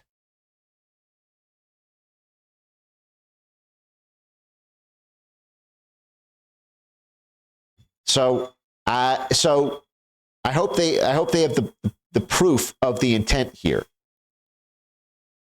or that they've also got a general attempted weapons of mass destruction charge stacking. Okay, so background. Okay, 1 p.m. Okay, they were discovered. IED. Blah blah blah blah. Okay, all right. So let's get to the next page.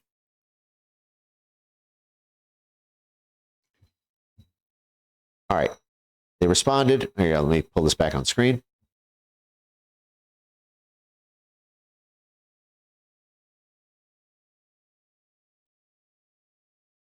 Yes, can you see this? All right. So, all right, they assessed that the two devices were found. The IEDs, which contain a main explosive charge, a fusing system, container, metal pipes, blah, blah. Okay. They recovered the components of the disrupted devices. These components were processed as evidence. Hey, were the security cameras processed as evidence? Submitted to the FBI lab for analysis. Oh, sorry. FBI lab issued a report regarding the two devices. I remember. Well, I remember the DHS or the explosive task force. Two disruptive devices. The IEDs were both of a kind, commonly known as pipe bombs. 1 inch by 8 inch pipe, 14 gauge electrical wire, black alligator clips connected to the wires, 9-volt battery, white kitchen timer, paper clips, steel wool, homemade black powder.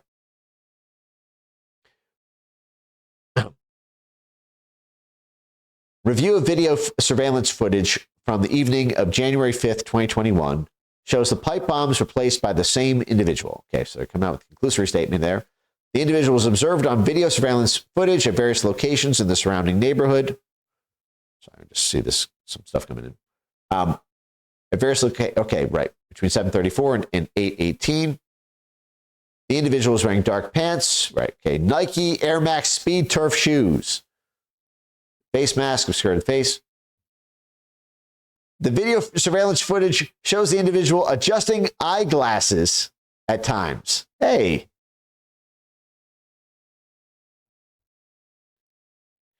As we watch. Then traveling on foot. Okay. Boom, boom, boom. FBI conducted a reverse projection photogrammetry examination, a height analysis of the individual. It's approximately 5'7" with so between 5'6" and 5'8". Okay. Brian Cole, 30 years old, resident of Woodbridge, Virginia. Where is Woodbridge, Virginia? Woodbridge, Virginia on a map.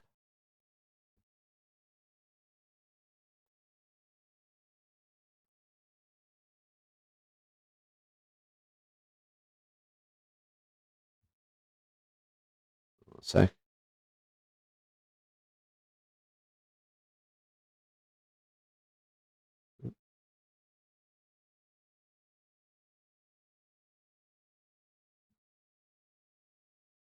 Okay, it's a little grainy. We'll come back to that. So I'm curious, actually, more about the exact place there. But all right, he lives in a single. Let me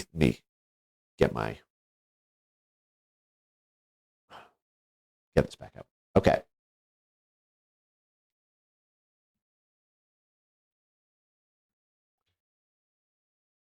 So he's 5'6", so within that 1 inch margin of error, wears corrective eyeglasses. Uh-oh. So this is probably, again, why they were glasses, not goggles. And again, glasses will make them translucent, which is why they had to blur the eyes, guys. Because the face mask covered here, but the reason the eyes were always blurred in the altered FBI footage was because when you wear glasses, you'd be able to see dark skin right here. Because they weren't thick goggles. They were corrective eyeglasses. What, did he have a ski mask on over his eyes? And the glasses were on, he was looking out through wool the whole time? In the dark with glasses over the wool?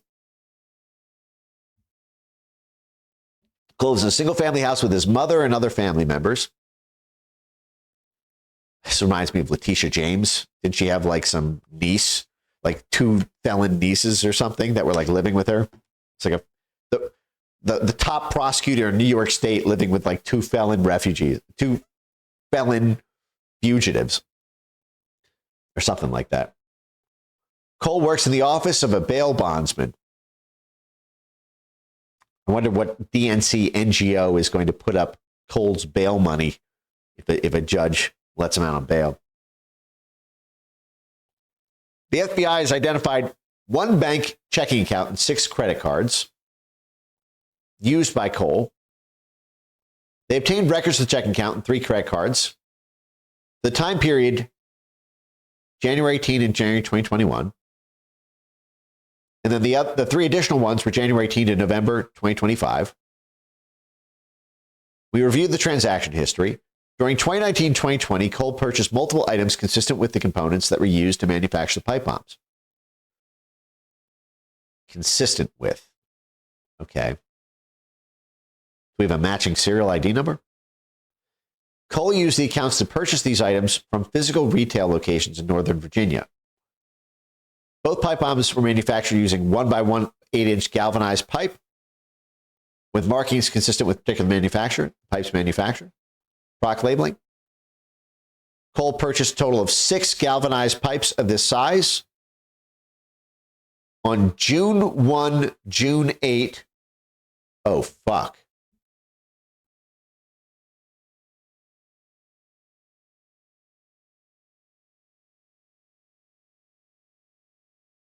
June 1, June 8, and November 16.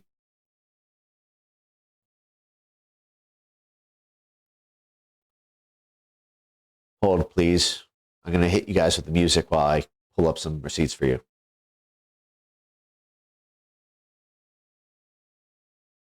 We'll turn this back on.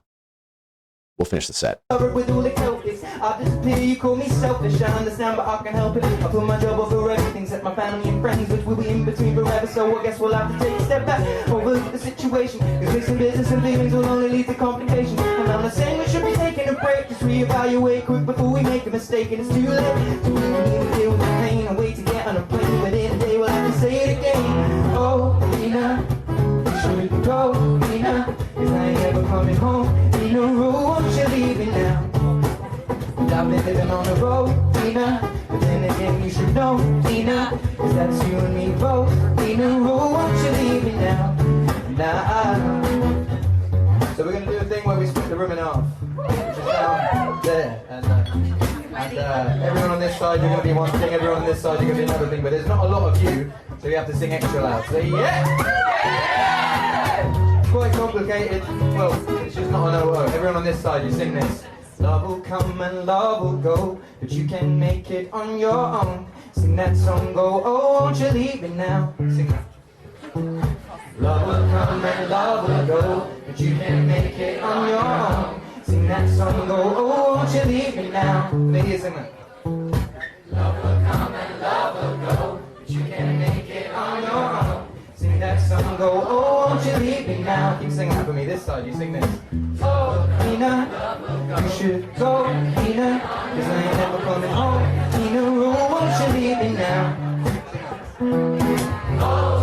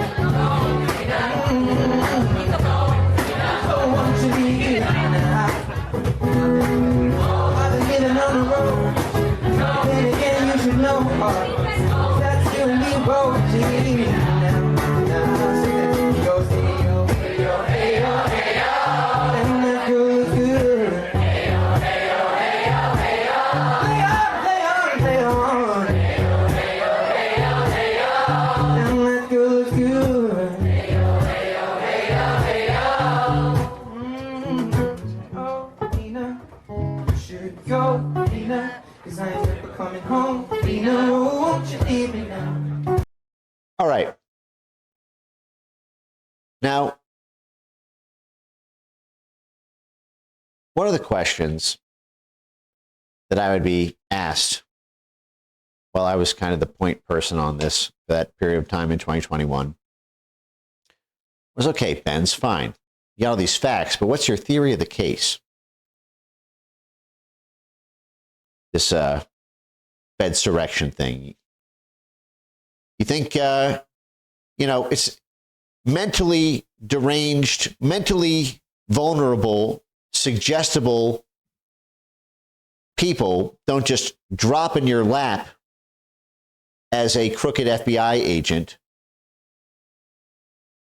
wanting to just do your bidding, or suggestible just do your bidding to plant a pipe bomb next month. It takes a while to ensnare someone into your Truman Show, where you've got 3 or 4 of his new best friends all telling him, build the pipe bomb, build the pipe bomb. Oh, I see. Did I miss some super chats? Okay, 20 from Broad D. Sava. What is that emoji? Is that a Build-A-Bear? What is that? Thank you, though. Thank you for the support.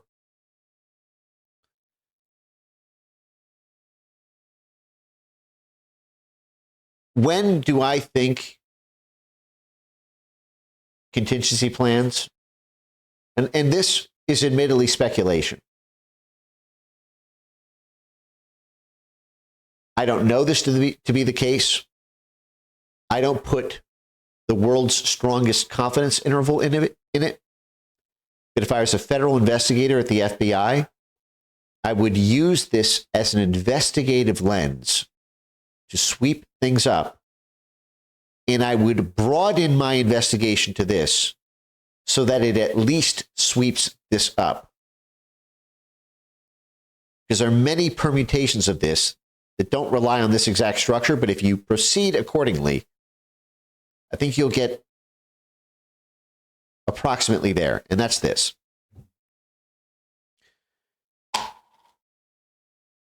It gets back to their one chance for winning the election in 2020, which is what they called the Red Mirage Blue Shift event. Red Mirage Blue Shift for 2021. Okay. So this is CNN, for example, September 1, 2020. Month and a half before the Whitmer Fednapping hoax story. 2 months before the election. 4 months before January 6th. Deciphering the Red Mirage and Blue Shift. Uncertainty surrounding the election results. This was what CISA and the censorship operation to censor the 2020 election was all about. It was to pre-censor anything that might question or, quote, delegitimize an upcoming miraculous come-from-behind victory the day after or in the days after, where it would be a red mirage, Trump would win on election night, but then it would shift blue and Biden would win. They knew that was Biden's only path to victory and that it would look fucked to all hell. So they had to pre-censor 5 months before that happened, starting in June 2020. Any criticism of it on social media. That's why you got banned for questioning mass mail-in ballots. Because high-ranking government officials at the fucking Department of Homeland Security teamed up with their outside blob mob, who are all career specialists in toppling governments, know that the crux of it is perceptions of legitimacy. That's what tips judges, juries, Supreme Court decisions, riots or protests in the streets, resistance movements. So they had to pre-censor that. At the same time, they had to deal with the fact that in the event of a red mirage blue shift, and a substantial portion of the country still thought Trump was the legitimate president, and Trump still had 100 fucking million Twitter followers and was on Twitter every day, they thought Trump would be a shadow president. That he would Foreign leaders will look at him as the real head of state and would seek diplomacy with him. And half the country would see him as the president and wouldn't obey federal orders. It could cause a constitutional crisis. So they didn't just have to beat Trump. They had to stop Trumpism after Trump, even if they won in the red mirage blue shift. And they needed to engage in color revolution preparations in case Trump won. And so one of the highest ranking military officials of the Obama administration, Rosa Brooks, author of How War Became Everything, how everything became war and the military became everything. Now, Georgetown Law. She was the Undersecretary of Defense for Policy, counselor to Undersecretary of Defense for Policy. I read her book, Chapter 1. She talks about her CI Blue Badge for this. Now, she headed up the Transition Integrity Project, which was, now actually, I should note, subscribers will be sick of me saying this probably, but if you're new here, welcome. I do these streams every week for subscribers. 3 ways to stop Trump before the 2020 election. This is who ran the Transition Integrity Project that I'm about to walk you through. 3 ways to get rid of Trump before 2020 by Rosa Brooks.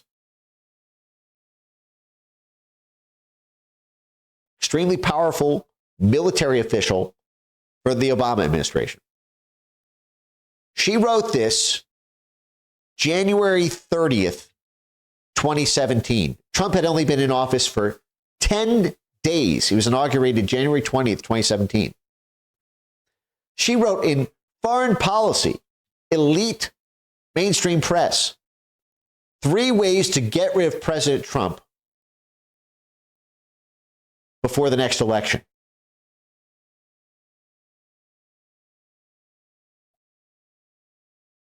That election cycle just concluded 10 days ago. Are we really stuck with this guy? But the magic in this article is not the 3 ways. It's what's below the fold. You go to archive.is, get around the paywall for a second.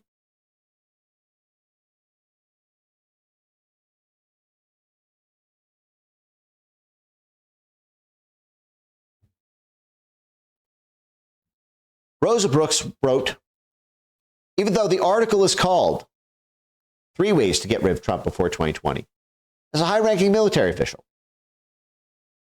actually, very deep down, she says, actually, there's a 4th way. I didn't want to put it in the title of the piece because it's kind of insurrectionary. The 4th possibility is one that until recently, I would have said was unthinkable in the United States of America: a military coup. So a high-ranking Undersecretary of Defense for for Policy, a high-ranking Obama military official, says actually there's 10 days into Trump's first term in office, less than 2 weeks in office. A high-ranking military official from the Obama administration says 3 ways to get rid of Trump before the next election: impeach him, indict him, get him to step down, congressional, blah, blah, blah. But she writes, actually, there's a 4th way. I wouldn't have considered this before. We have to be kind of hush-hush about this. The 4th way is a military coup. We can military coup Trump out of office.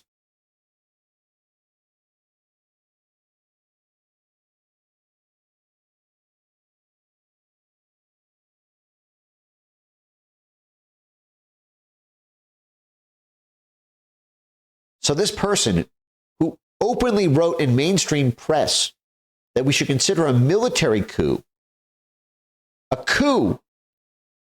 to depose the democratically elected president just 10 days into his presidency, she would go on to spearhead one of the craziest scandals in American history that I think probably only me and at this point, like my subscribers have really gotten drilled into their head.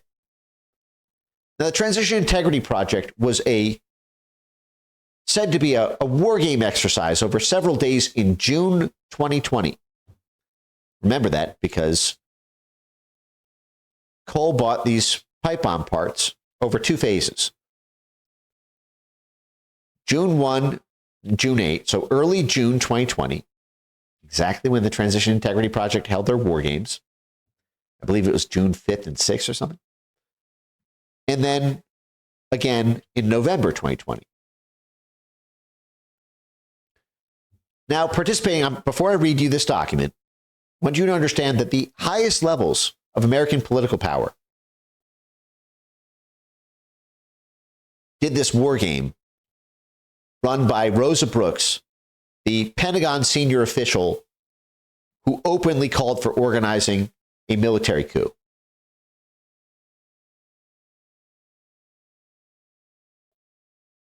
Who was a part of this that I'm about to read you? Michael Steele, the former head of the RNC, the former head of the Republican Party. John Podesta, Hillary Clinton's campaign manager, the White House chief of staff, and the guy who would be promoted to running a $375 billion slush fund to hand out $375 billion in taxpayer money to DNC friends and cronies. The former governor of Michigan, before Whitmer. Donna Brazile, the former head of the DNC. So these are the Never Trump, and also Bill Kristol, the IRI, Never Trump, CIA, Republican, ghost of George Bush, Never Trump Republican side, as well as Max Boot there.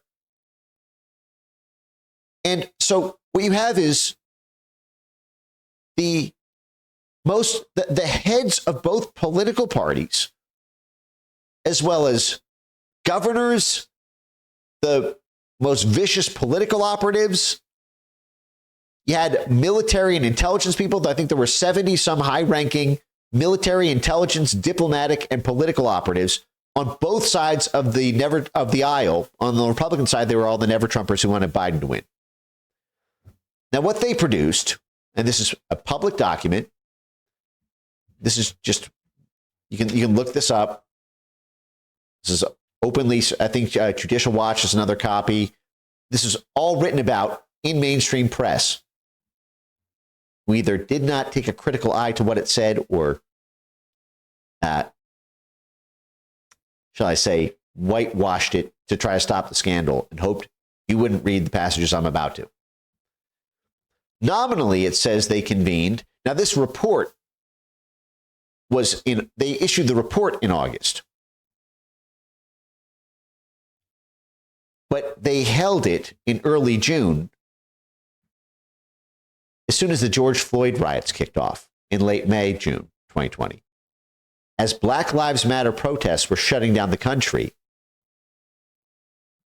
these assholes and apex predators of the blob world got together and thought, how can we use the street mobs of Black Lives Matter to potentially color revolution Trump out of taking office if he wins the election?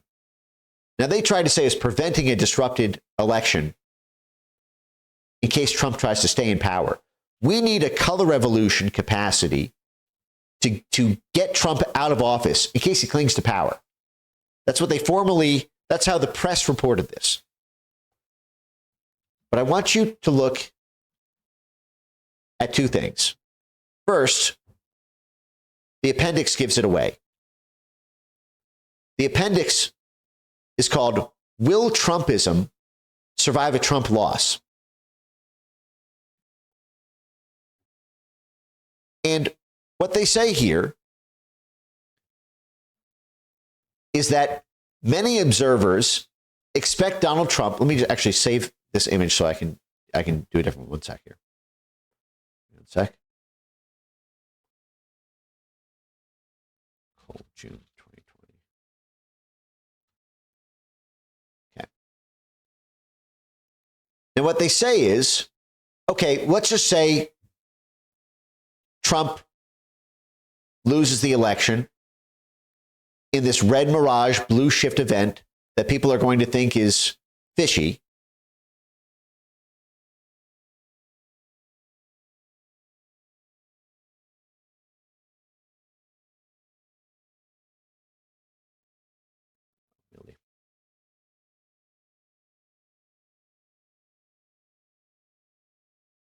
Many observers,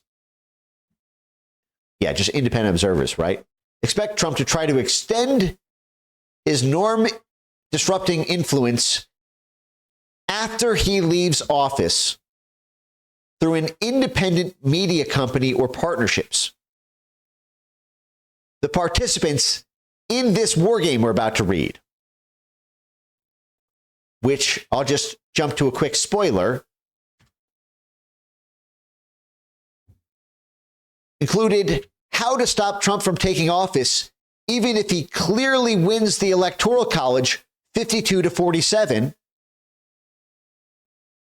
by mobilizing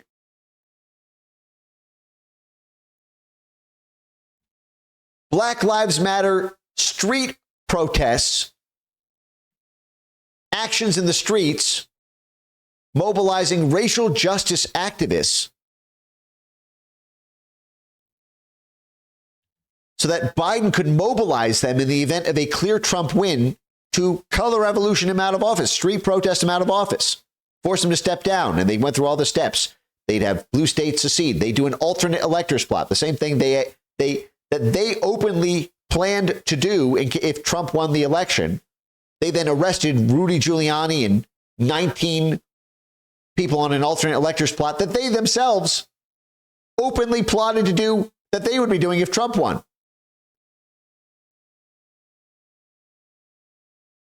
And they just assumed that Black Lives Matter would mobilize in the event of a Biden call to take to the streets. A Biden call to take to the streets. But they said, well, but we'll need to do more testing. We just assumed they would in this war game. We should robustly test their likely receptivity, these racial justice, the Black Lives of the George Floyd riots, so they can be mobilized at election time in case Trump clearly wins the election.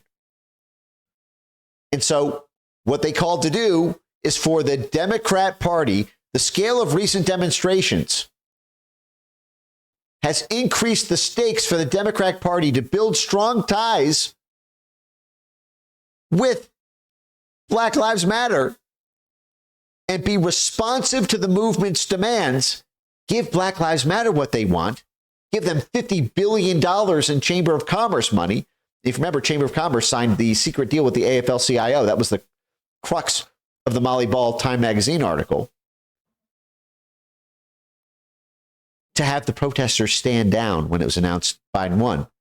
So between June 2020 and November 2020, the Democrat Party openly planned the highest levels, head of the party, high-ranking Democrat military officials, to do favors for Black Lives Matter so that Black Lives Matter would owe them favors and be responsive to a Biden call to take to the streets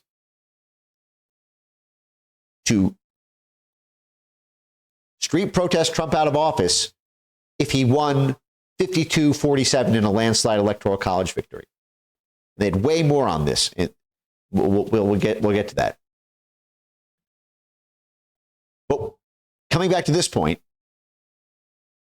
so with the highest levels of power in the White House, John Podesta, in the military, Rosa Brooks, at the political party level, Donna Brazile and Michael Steele, former heads of both political parties. And mind you, where were the bombs? Where did the January 6th pipe bomber drop the bombs? At the RNC headquarters, which is run by Michael Steele, who participated in this open coup plot to overturn the election if Trump won the Electoral College? And the DNC headquarters run by Donna Brazil, who also participated in this open coup plot? Remember that. So what they say, again, we're in the annex, because whatever you want to think about, okay, what we're about to read in this clear Trump wins section, which is fucking insane, they give the game away about the whole purpose of this election coup simulation in Appendix C. What they say is even if Trump loses, will Trumpism survive a Trump loss? How can we make sure to get rid of Trump? Even if Trump loses, how do we defeat Trumpism permanently? The problem is Trumpism might survive even if Trump loses. So we need to take out the whole movement. We need a way to do that. And they say the problem is because if Trump loses and steps down, he'll still have this huge media presence. Trump, with his 80 million follower Twitter account, will attack Biden early and consistently, blaming all the problems in a country on a combination of the stolen election and the incompetence of the Biden administration. They knew that Biden would be incompetent. They knew Biden would be incompetent. They knew he'd fuck it up in exactly the way that he did. And he knew that he'd give them billions of dollars in their NGO money and all this bullshit. And so Trump will relentlessly hammer as the loser of the election. If only the election hadn't been stolen from me, everything in the country would be great again. Such a message could lead to electing far-right candidates to Congress, providing an anchor for ex-President Trump's proposals. Oh no, the democratic process. People might vote for Trump-like candidates. Trumpism may get even stronger if Trump loses and we don't do something big to be able to prosecute and get rid of all Trump supporters. Don't believe me that that's where they're going? Well, watch this. How should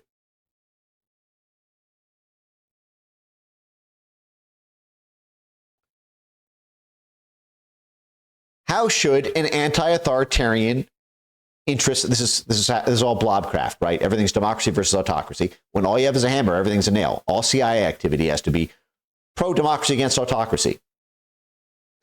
So the participants in the open coup plot to overturn the election, if in the case of a clear Trump win, urge Democrats to embrace a new playbook.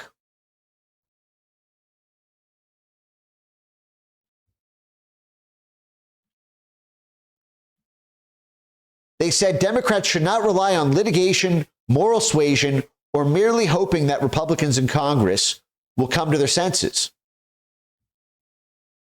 Instead, they should publicly support the George Floyd riots.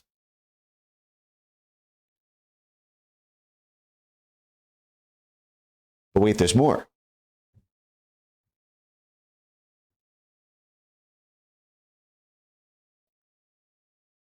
There was near universal agreement among, wow, what do you know? Universal agreement among 70 military intelligence and high-level political operatives, all anti-Trump, that all these anti-Trump coup plotters had universal agreement that in the event of a Trump loss, the GOP strategy will be to create trouble for the incoming Biden administration, to retake ground in 2022 and retake the White House in 2024. Spoiler alert, bitches, that happened. GOP activists, possibly encouraged by Trump himself and by far-right media, may seek to do the same thing we're doing as we speak right now in Minneapolis.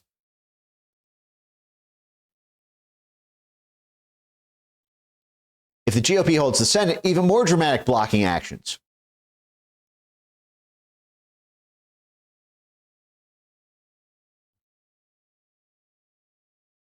Hold on a sec.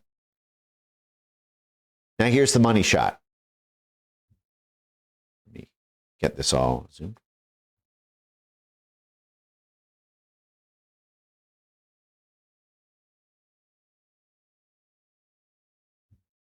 This is again from the highest echelons of power in Washington, D.C., unanimously agreeing that after running this war game exercise on how to successfully stop Trump from getting inaugurated, if he wins a clear election victory in the Electoral College, here are the recommendations in June 2020, exactly when Brian Cole was buying the pipe bomb parts that he would later allegedly deposit at the DNC and RNC headquarters, while you have the former DNC and RNC leaders making these recommendations.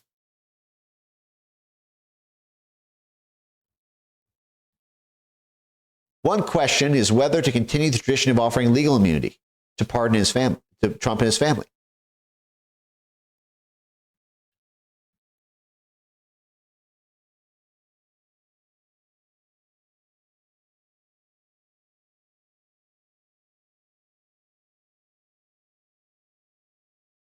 They wanted to find a way to arrest Donald Trump,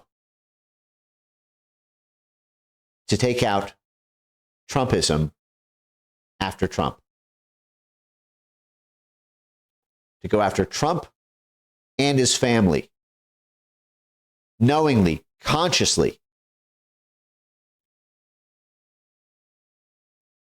And there needs to be a robust, intentional, and specific strategy to challenge the white supremacist and extremist networks that enabled Trump's rise to power. This base will not automatically demobilize if and when Trump leaves office, and it is inimical to our democracy.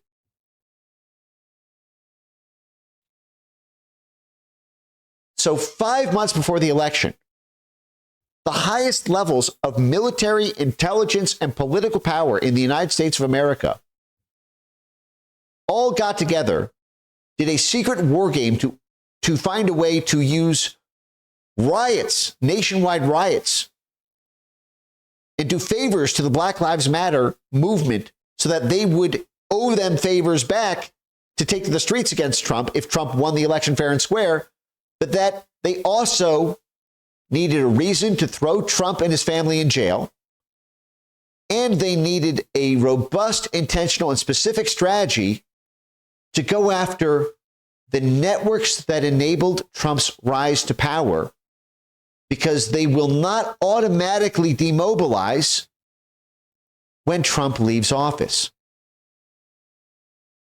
And they can't be in this country anymore. We need a way to mass arrest them. June 2020, exactly when Brian Cole made his first alleged purchases of the pipe bomb parts. We had some reason to do a mass roundup, not just of Trump, but of Trumpism, all Trump, pro-Trump networks that enabled his rise to power. Now, would you believe me if I told you that in this section, clear Trump win, this scenario posited a comfortable electoral college victory for Trump, 52-47. But they imagined, 286-252, but that Biden would win the win the popular vote, so they could try to make some sort of argument that because Biden won the popular vote, that he's the legitimate president. If you remember, that's the play that they were making it at Harvard with Lawrence Tribe and all those guys. Everyone's saying, actually, repeal the Electoral College. The Electoral College is not legitimate. Yeah, you should protest if Trump wins the Electoral College. You know, see, they say here, the game, so the game ended in threats of constitutional crisis, threats of secession, but they have to make sure the popular will prevails by abolishment of the Electoral College and making D.C. and Puerto Rico states. Key actions include, so they had Bill Kristol and David Frum, two never Trump Republicans, role play Trump, and they had John Podesta. John fucking Podesta personally role played Joe Biden, Hillary Clinton's campaign manager, and the guy in charge of the $375 billion slush fund. He got promoted. Instead of getting indicted for doing this, John Podesta got promoted to a third of $1 trillion slush fund for his own friends and cronies. So when we put our never Trump friends pretending to be Trump against John Podesta, and the room split on those two camps to role play out how to find a way to get rid of Trump, even if he won the election legally. The first priority to legitimize the Electoral College results. That's the fucking law. If that's not legitimate, then how the fuck was it a crime to do the alternate electors plot? That is the law. They arrested 19 of Trump's lawyers and campaign officials for even thinking about the very thing they all, 70 of them, colluded and schemed to do. So they said Trump's first objective, dastardly, was to say, hey, yeah, the Electoral College is legitimate. By pushing narratives that cast doubt on Biden's popular vote victory and portraying widespread protests of Donald Trump as undemocratic and promoting mob rule. So immediately, play one is Trump wins the Electoral College. Do you see part of why on election night I was so insistent about how the biggest story of the night was the popular vote victory?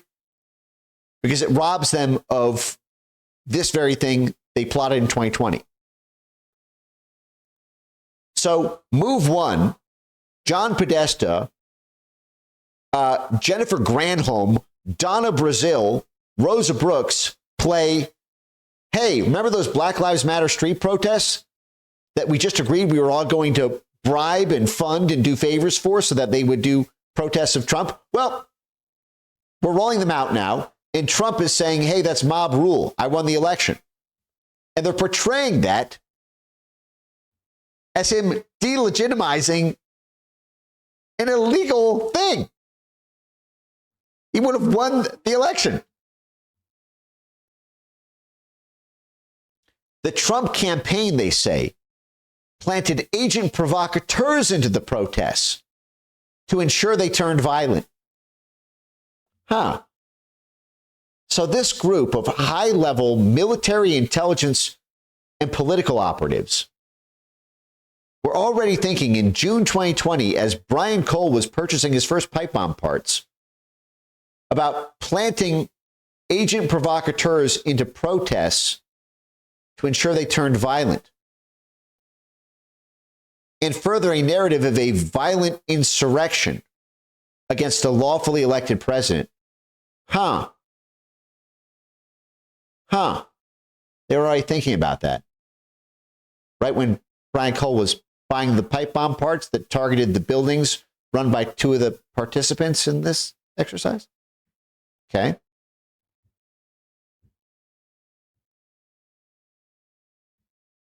The GOP elected officials team being wargamed by Michael Steele, the former head of the RNC, David Frum, and Bill Kristol, was supportive of Trump's efforts to crack down on Notice how much of this depends on the muscle and scale of these protests. Establishing law and order and defeating the anarchists was a unifying call. the most consequential action of the first term was the Biden campaign's retraction of its election night concession, capitalizing on public outrage and the street protests about electing someone who won the Electoral College. They capitalized on concern about voter suppression. Didn't really count. The Biden campaign began the game. So this is a Event 201 style fucking war game. 5 months before it happened, began the game by encouraging 3 states with Democrat governors, North Carolina, Wisconsin, and Michigan, to ask for recounts. As the game developed, governors in 2 of the 3 states, Wisconsin and Michigan, sent separate slates of electors. The alternate electors. We're told that's a felony conspiracy crime. How many tens of millions of dollars in legal fees did Trump election people have to pay for even considering that? And felony criminal charges brought by the DOJ. Dawn raids on their homes, taken away in shackles by the FBI. Why didn't they do that to Michael Steele and Donna Brazil and Bill Kristol and John Podesta?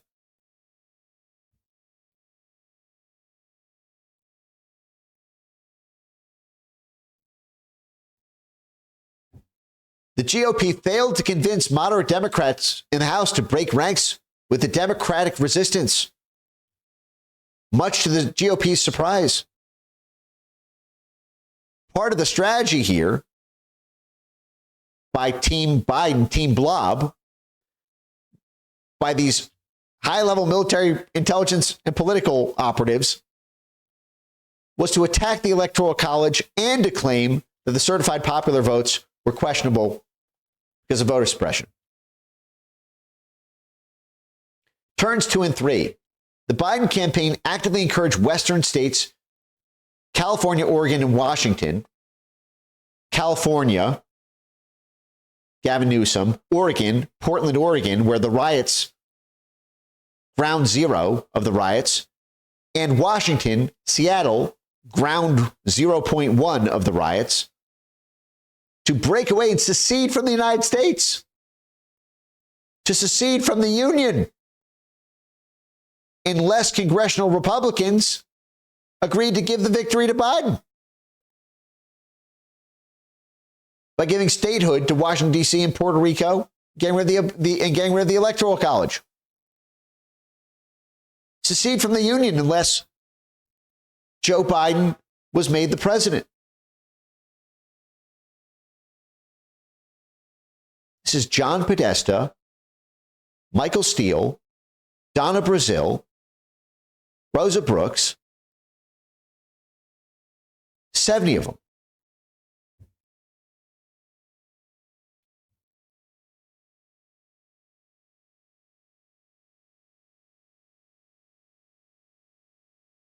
Second slate of electors again. The Biden campaign took provocative, unprecedented actions, such as supporting California's secession and sending a second slate of electors. So John Podesta personally role-played that move, alternate electors, which sure played into a broader narrative of Democrats attempting to orchestrate an illegal coup. They knew they war-gamed an illegal coup, and they war-gamed what the public perception that it was an illegal coup.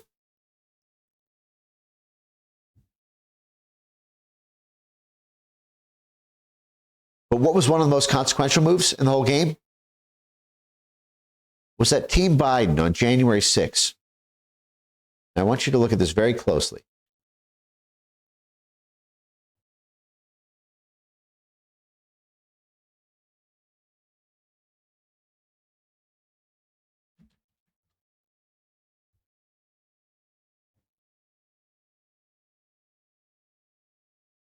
This is one of the most consequential moves in the whole game in order to make sure Trump could not take office, even if they even acknowledged that he clearly won the election.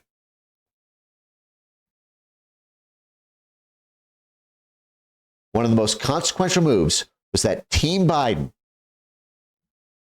on January 6th, now again, mind you, they did this a week into the Black Lives Matter nationwide riots in June 2020. They were already looking, I want you to etch these words into your memory forever, provoked a breakdown on January 6th as one of the most consequential moves to provoke a breakdown in the joint session of Congress.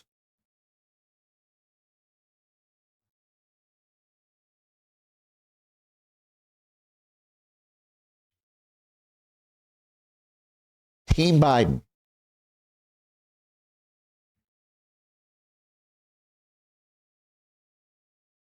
as far back as June 2020 did a multi-day war game with 70 of the highest level military, intelligence, and political power players in the United States of America. Team Biden wargamed in June 2020 as Brian Cole bought his first pipe bomb parts with the former head of the RNC, Michael Steele, and former head of the DNC participating in this very war game. Team Biden on January 6, 2021, that's every year, January 6th, it's 2 weeks before inauguration, and that is when the bicameral meeting of Congress happens to certify the election. Their move was to provoke a breakdown. Remember, that was the whole felony around January 6th, obstruction of an official proceeding. If you provoke a breakdown of Congress on January 6th, well, that's 20 years in prison. It's 10 years, and it's 20 years if you do a conspiracy. So they were already planning mass street protests. When you go through this, I want you to, this is a 22-page document. I'm going to put the word street in. Streets, street protests. Control F 15 times in a 22-page document. War game. Recap. 15 times.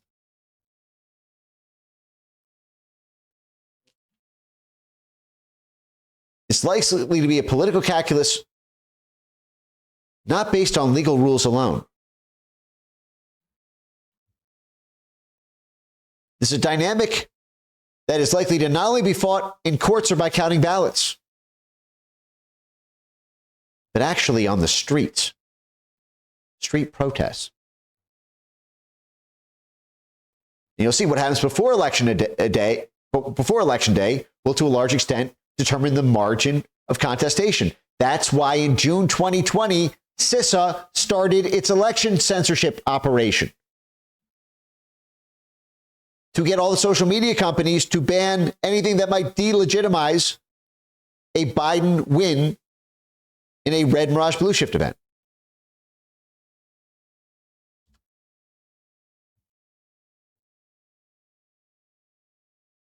Streets. Take to the streets. A show of numbers in the streets and actions in the streets may be the decisive factors in determining what the public perceives is a just and legitimate outcome.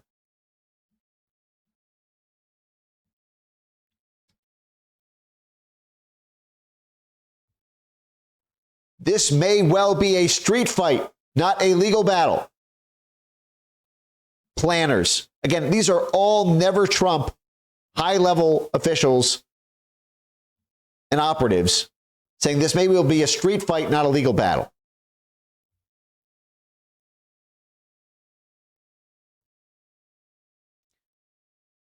Now, mind you, this is as Black Lives Matter is taking off, and everyone's wondering, hey, why are they getting billions of dollars from all these big DNC CEO-run companies? Now, look at what they said. Groups, coalitions, and networks should be preparing now to establish the necessary communications. Let me highlight this.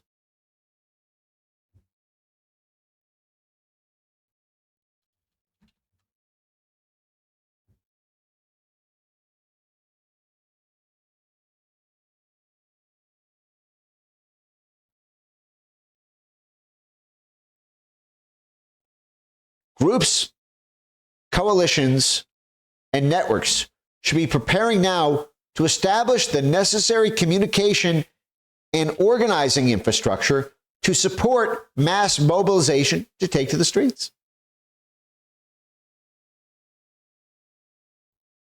If there is a crisis, if Trump wins the election in a clear Trump win, almost every strategy to get rid of Trump is dependent on mass mobilization, and in particular,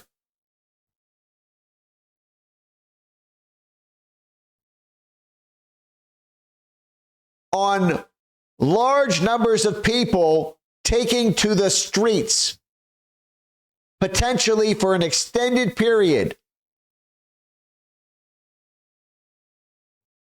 Large base building groups like George Soros's Indivisible, Hold the Line, will need to anchor this strategy, but their success will likely depend on supporting and resourcing new and emerging racial justice leaders, many of whom are not affiliated with formal institutions and coalitions.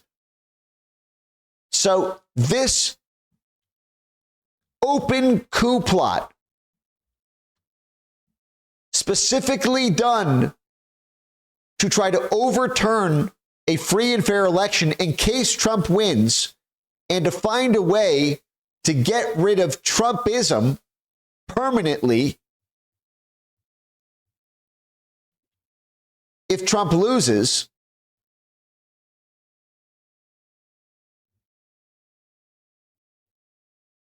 in order to take out the entire networks that enabled Trump's rise to power, because they won't automatically demobilize. So we'll need to find a way to mass arrest them or have a robust, intentional, specific strategy to terrorize them into submission, like all of the domestic intelligence reforms and purges from DOD with Bishop Garrison, another story I broke at Revolver with Darren. To purge DOD, to purge the police, to terrify anyone so they never want to participate in a protest again, a peaceful protest, because the DOJ is arresting thousands of their friends and family. They won't automatically demobilize. And their kind is inimical to our society, these networks that enabled Trump's rise to power. And it is with that specific fact in mind, strategy in mind, that in June 2020, right as the Black Lives Matter riots were rocking the country, that large base building Democrat and progressive groups consciously decided to bribe Black Lives Matter, not just supporting, but resourcing, funding them. Do you remember the $50 billion? Everyone's like, why are all these huge companies, all these huge groups giving billions of dollars to a group that's doing open violence on our streets, burning a police precinct to the ground, killing people in broad daylight like David Dorn. But to specifically fund them so that they would mass mobilize to get rid of Trump in case he won the election. And if you remember, they were all told to stand down in that secret agreement in the Molly Ball article when Biden won.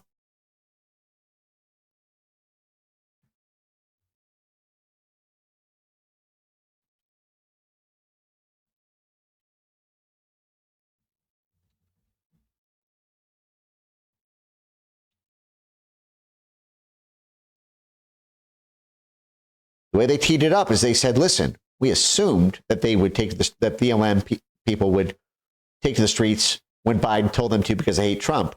But as a practical matter, participants in the exercise noted that racial justice activists will likely act dependently of the Biden campaign.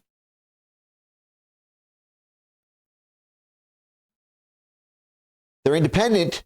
They might not be beholden to or a tool of the Democrat Party. Their support or Biden's ability to mobilize them cannot be taken for granted. So we have to robustly test the likely receptivity. And what do they call for in the suggestions?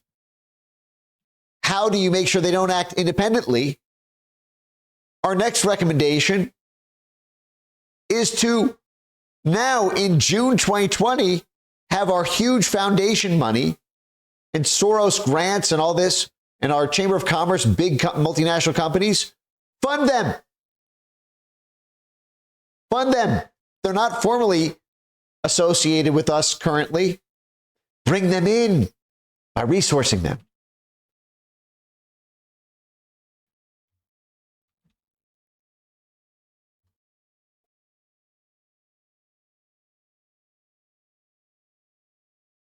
Six times in this 22-page document in June 2020, they deliberately, these same people, using conspiracy, crimes, sedition, insurrection, to overturn a democratically elected president, to overturn a Democrat free and fair, by their own acknowledgement, free and fair election with a clear Trump win. 6 times they mentioned the importance of provoking that breakdown on January 6th.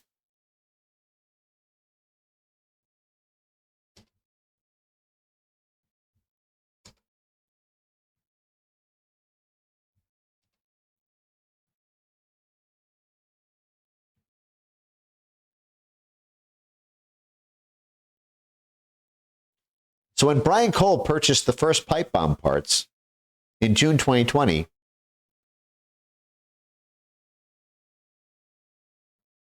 I have to wonder.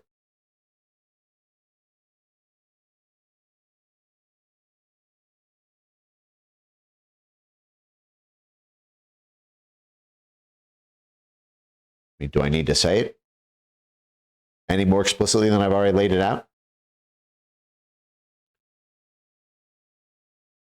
Did this group, directly or indirectly, for example, as they shared this roadmap around and it flew around the entire mainstream press? Everyone report on this. The New York Times report on this. New York Times Transition Integrity Project.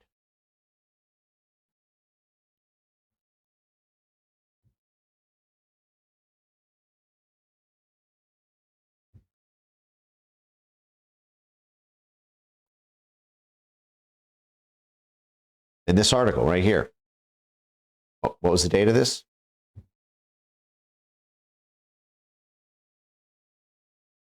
November 1st, 2020. I mean, it's a million. If you just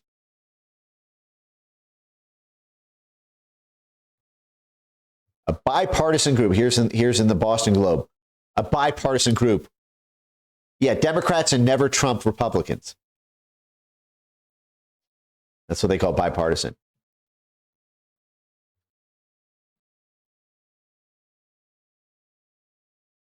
Gamed out what a contested election would look like and offer recommendations. Hey, assholes at the Boston Globe. Hey, Jess Bidgood. Hey, Globe staff. Did you bipartisan, huh? They just offered recommendations.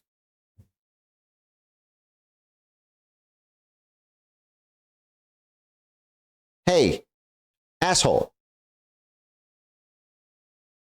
Did you read the final 2 pages of the document, which is all about how to stop Trumpism?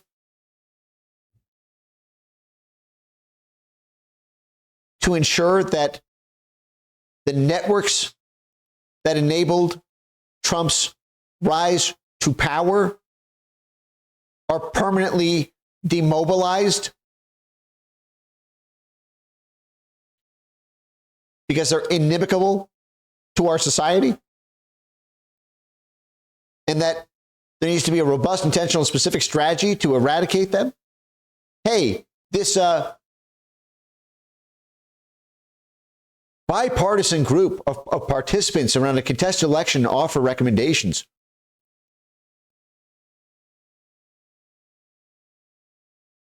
Hey, did you read what the recommendations were, asshole? The recommendations were about how to find ways to end the tradition of legal immunity so that you could arrest Trump and his family.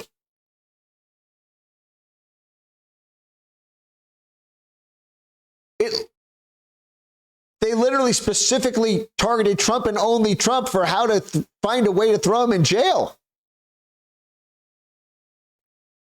What I'm saying is, as, I don't know, let's say John fucking Podesta, Hillary Clinton's campaign manager,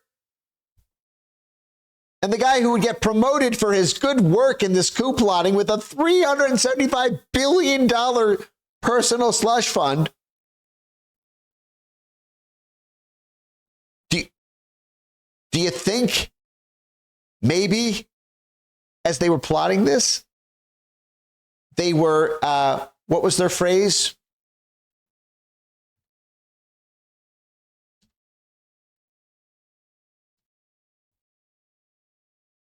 Resource? Do you think they were maybe looking around at people who might help with these kind of activities? Hey, what if we need to induce a breakdown on January 6th to stop the bicameral meeting of Congress? Well, shit. Maybe we'll have to buy more time. Maybe we'll need a pipe bomb.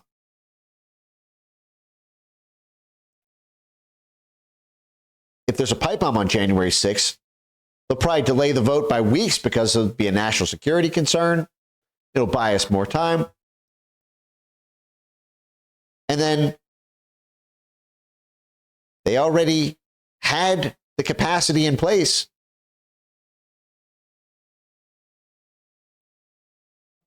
They could have simply used it for the second part of the memo. Hey, actually, we don't need it to stop a vote from approving Trump. We could take those same pipe bombs and we could use that as the predicate for our recommendations about finding a way to imprison Trump and his family, and have that also be a way to initiate with public legitimacy a robust, intentional, specific strategy to eliminate all the networks that enabled Trump's rise to power and forcibly demobilize them.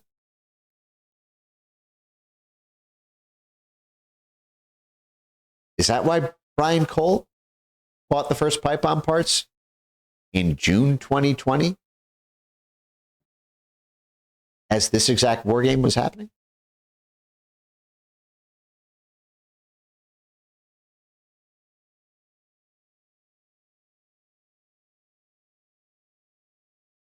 All right.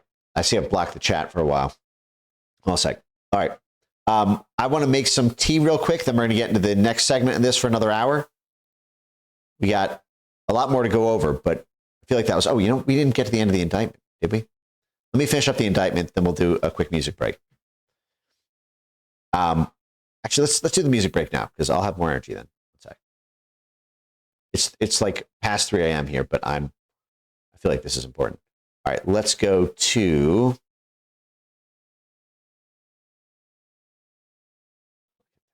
Okay, what am I looking for? Oh, yeah. All right. Second here.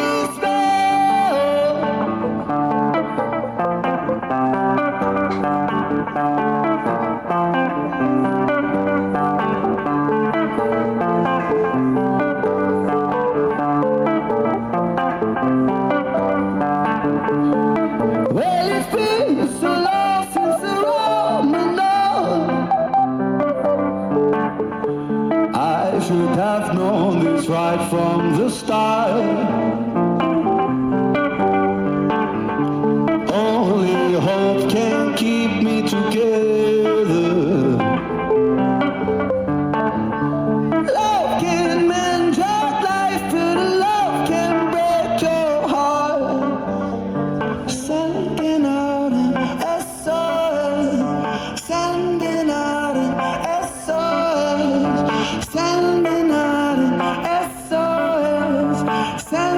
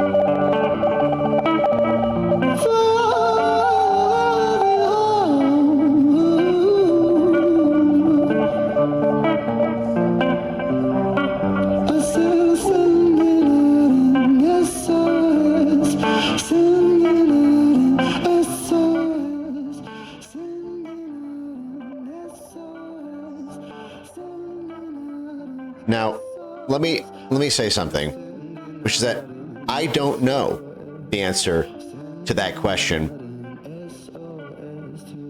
about the Transition Integrity Project connection to January 6th. That is not a facial allegation. But what I'm stressing is that if I were a federal investigator, that'd be the first fucking place I look.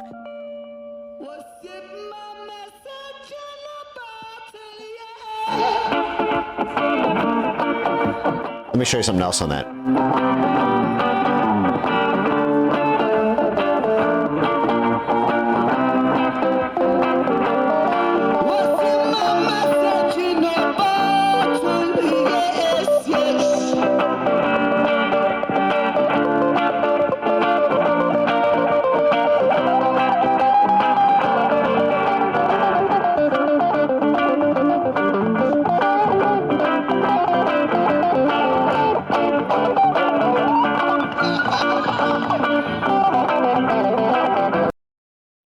As these same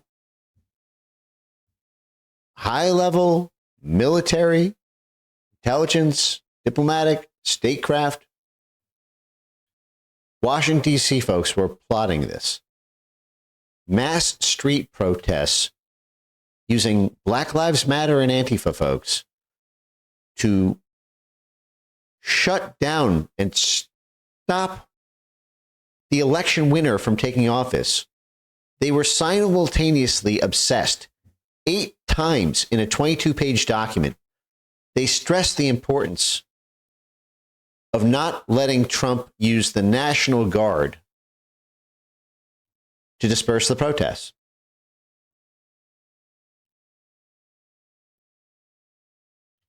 The president's ability to federalize the National Guard to stop our protests, or invoke the Insurrection Act to deploy active military domestically. They did not want Trump to be able to deploy the military to break up protests.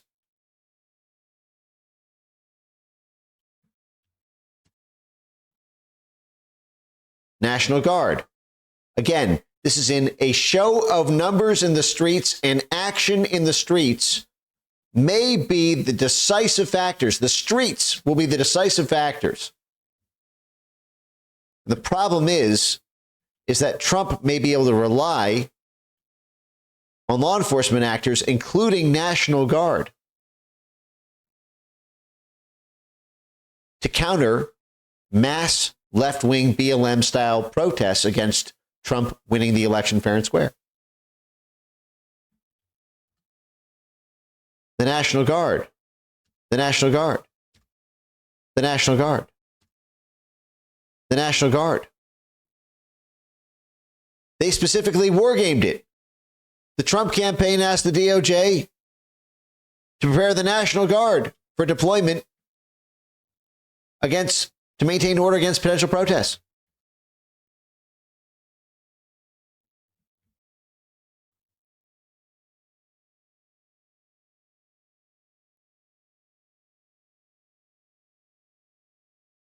Mark Milley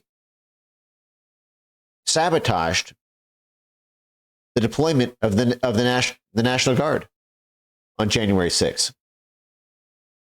Trump wanted, Pelosi and Milley. Pelosi didn't want but Trump wanted to send the National Guard, and it was Mark Milley and Nancy Pelosi.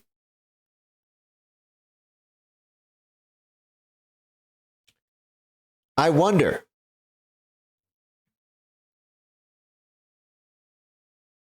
was Mark Milley keyed into this plan?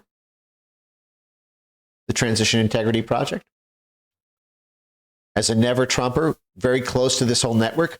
Remember, Mark Milley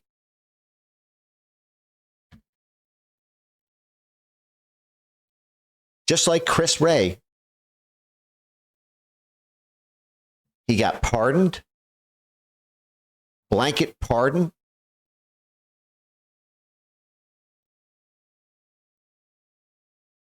And he was kept over by the Biden administration for 2.5 years until he parachuted off to make millions at JP Morgan Bank. He was rewarded. He was kept on as a Democrat. President Biden could have appointed a new chairman of the Joint Chiefs. Instead, he took Trump's pick. Because Trump betrayed him. Because Mark Milley betrayed Trump, just like Chris Wray on the January. I mean, think about this. The FBI director responsible for the failure of January 6th was kept on as FBI director for all 4 years by a Democrat. Same with Mark Milley. I would not be surprised if you find that Brian Cole had some weird military friends in his later years. This is another way they do it. Military counterintelligence, not just FBI or JTTF or DHS.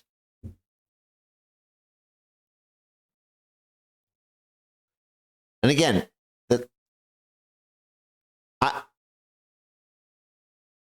if I were the FBI, I would be subpoenaing the shit out of the Transition Integrity Project network. I would get a list of all 65, 70 names. I would under penalty of, you just like subpoena it. All files, they're part of this criminal investigation. You could justify that for their alternate electors thing alone. But that same group out of Georgetown University, National Guard, Trump,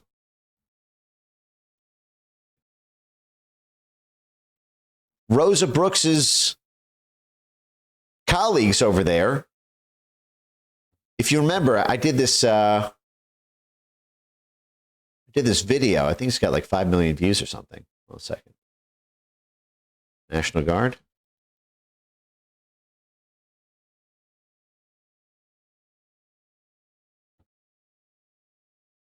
Yeah, this one. Hey, I am. 1 second. Hey, I am. Oh, how do I make that not so?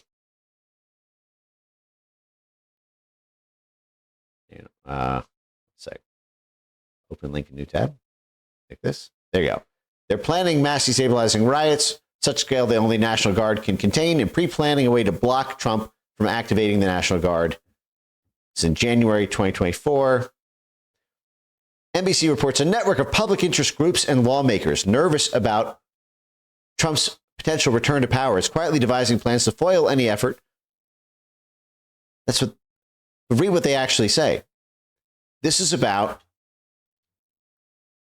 protests, and it's being organized out of Georgetown Law, the exact place where Rosa Brooks is and again, Georgetown's right in the heart of DC. It's the CIA Central.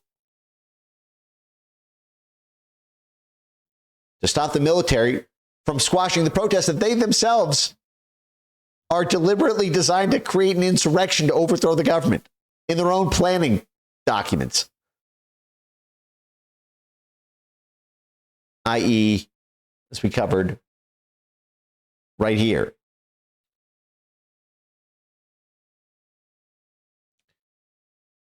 But if you've got that June date, so getting back to this, June is when he started buying the pipe bomb parts.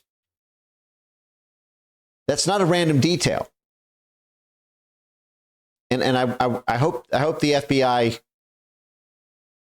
you know, that this can be downloaded on them, because they say, what was it, June?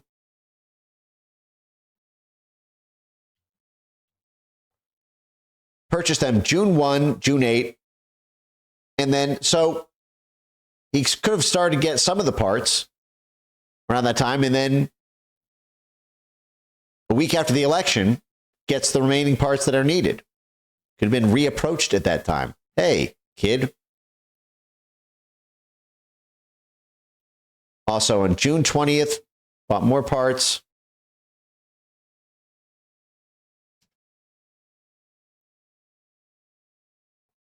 June 3rd, bought the timers. All right, let's see. Okay. Boy, that was a long detour. I think it was worth it. Hey, guys. How you guys feeling in the chat? I know it's late, but we got another 50 minutes, 45. Okay. So bought them all kind of around the same period here. Both pipe bombs use a mix. Okay, blah, blah, blah, blah, blah. Okay, so they got the mix. Okay. Part of steel, packaged in steel wool. He purchased the steel wool from Home Depot. December 4th. Yeah, so that's interesting. So they got this through the credit card transactions, you know, instead of finding it. I mean, I'm trying to think from like the Norm Eisen's point of view. You know, are they going to argue that each one of these was individually household items? Because like as I'm looking at this, I'm seeing like, you know, some of this is scattered, right? Like the electrical wire. May 23rd. I mean, some of these are in 2019, like the electrical wire. But it looks like the final purchases were all November, like late November. November 24. The two kitchen timers were in June, though, also. Like what I'm looking for are clusters around June and November. That's clear with the pipes.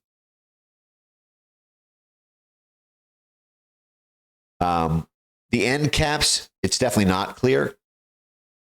But again, that November 16th. So it looks like, I mean, this is all the week after Mark Milley said to Gina Haspel on November 9th, 2020, there's a right-wing coup afoot. We need to do something to stop it. Okay. All right, I'll let that be. In addition to purchasing each type of component used to make the pipe bombs, Cole purchased equipment that would facilitate the manufacturing of a pipe bomb, such as safety glasses, a wire stripping tool, wire nuts, sandpaper, a machinist file, protective gloves. And what was his job? He was at like a bail. He's not like he's a bail bondsman. So he's not like a craft worker. I'm trying to think of what his alibi is. He's in his spare time, he's a hobbyist.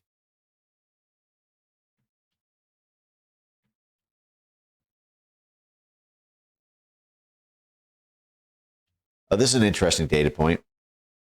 Fewer than 9,000 of these things were even sold during that period.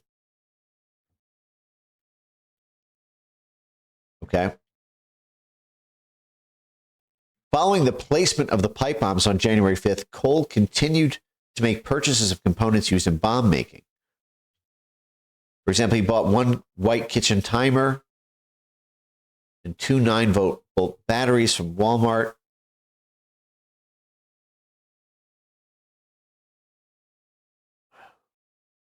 In January, 2 weeks afterwards, he bought two galvanized pipes.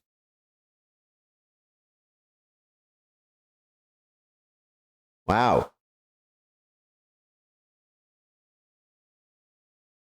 January 22nd. So they're suggesting that he was thinking about planning more pipe bombs? To what John Podesta called them off? I mean, look, I think the FBI has to like, I mean, they have to investigate John Podesta in this. He personally role-played Joe Biden in that exercise that had the alternate electors plot. I mean, everyone in the sent email box and sent text messages from Podesta's phone should be a part of this investigation, in my opinion. Because Podesta hooks into these exact big liberal foundations that his own playbook to commit felony, conspiracy, sedition, and insurrection hooks into. John Podesta hooks into that NGO network that then resources and recruits people to join these protests. What I'm saying is, insofar as the pipe bomb situation goes,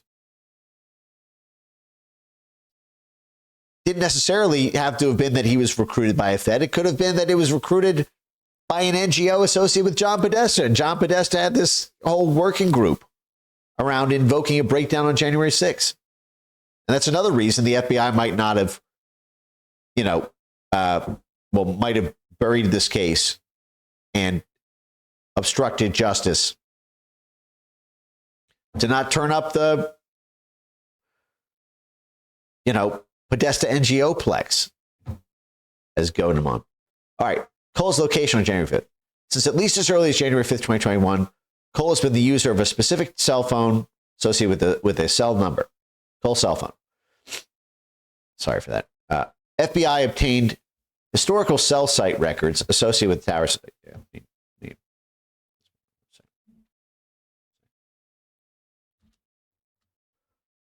Let's make this a little bigger. Okay.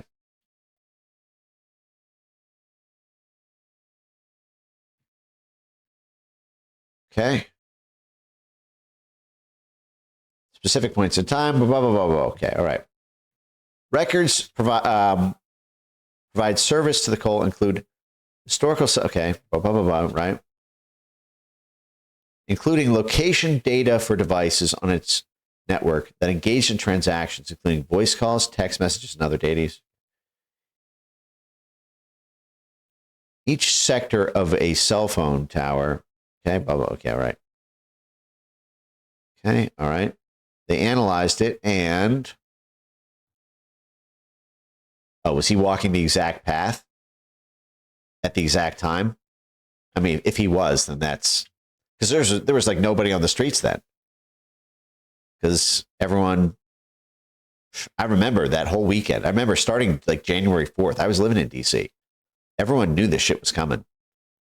And it was like eerie. I think they actually blockaded like a couple of the bridges into the city. Something like that. Or like for most of the hours of the day.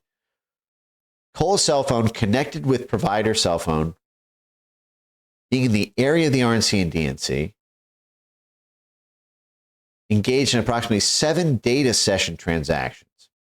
Data session transactions. What does that mean? Cell phones, calls, and text messages? Sounds right.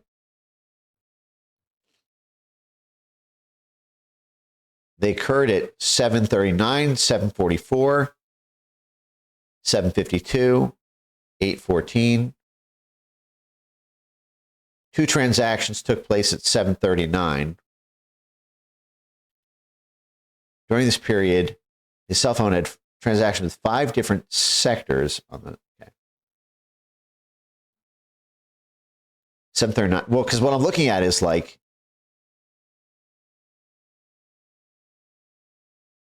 One second. One second. What I'm looking at is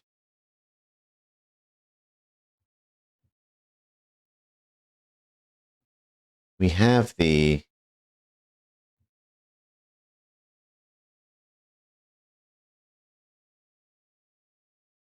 this was sorry, let me turn the closed captioning off.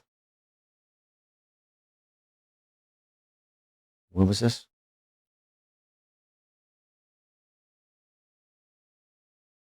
Because we should be able to see if that was the exact minute that he's on his phone, right? 7:40:33. Okay, that's at 20 seconds. So let's see. 7:40:33. Okay, so looks like right there, or see which one was the cell phone. It's like a minute. So that's like 7:41-ish. Well, we definitely know on the park bench he was. Like, we could probably get a really clear timestamp from that. Let's see. One sec. Actually, I'm curious about this. One sec. Wait, one sec. It's this one. Let me search FBI's YouTube or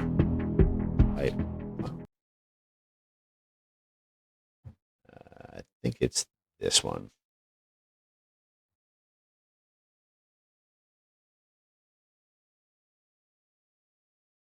Okay.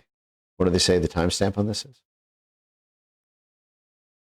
Do they not give us the time on this? Okay, let's see. DNC pipe bomb. Oh, suddenly, yeah. They didn't give us the exact timestamp. Okay, well, they said it was like 7:52. Okay, this generally lines up.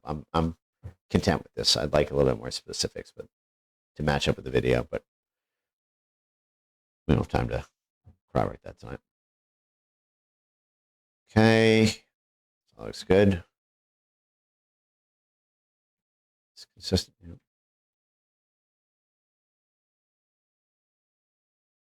Sorry for the dead air. I'm just making sure this all checks. Okay, boom, boom. Okay, they're just saying yes, it does. You need like an expert witness to testify, I guess. Cole is the registered owner of a 2017 Nissan Sentra with a Virginia license plate. Oh shit! They got his whip. On January 5th, 2021, at approximately 7:10 p.m., Cole's Nissan Sentra was observed driving past a license plate reader at the South Capitol Street exit, less than a half mile from the location.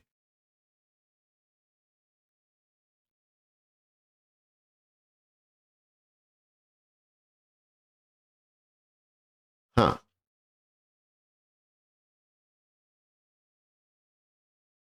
Okay. So he gets in at 7:10. Yeah, I guess that makes sense, right? It was completely dead in DC that night.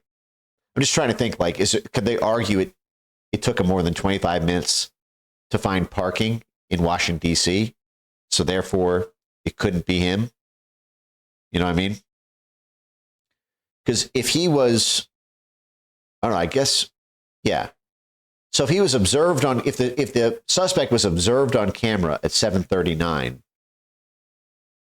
and he's in his car in the area at 7:10, that's a half hour. Doesn't take a half hour to find parking in DC, even on a busy night, and that night was dead. Okay. I mean, the case looks strong. It doesn't look bulletproof yet, but it looks strong. I mean, we're going to need but what's crazy is, remember, they did this all.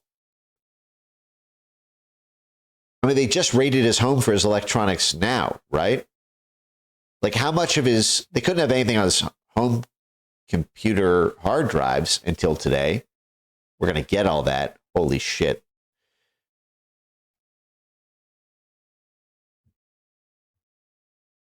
I wonder, could they have secretly subpoenaed for his communication? Because there's nothing in his comms here. That's the thing that I won't say I'm comfortable with, but this does look, it looks strong. I'm happy with the level of evidence. Like, it's strong, but I want to. It feels like there's. If I was like a wily defense attorney, because you don't even need to like. There are a couple of these things where I'm thinking, okay, alibi. Like they're going to be like, okay, well, listen. Like, look at this, right? Like, they're going to do something like this. They're going to be like, ladies and gentlemen of the jury, have you ever bought a kitchen timer? Oh, yeah.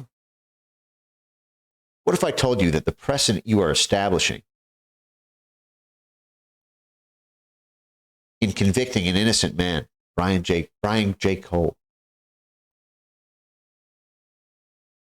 means that the next time your daughter buys a kitchen-style timer,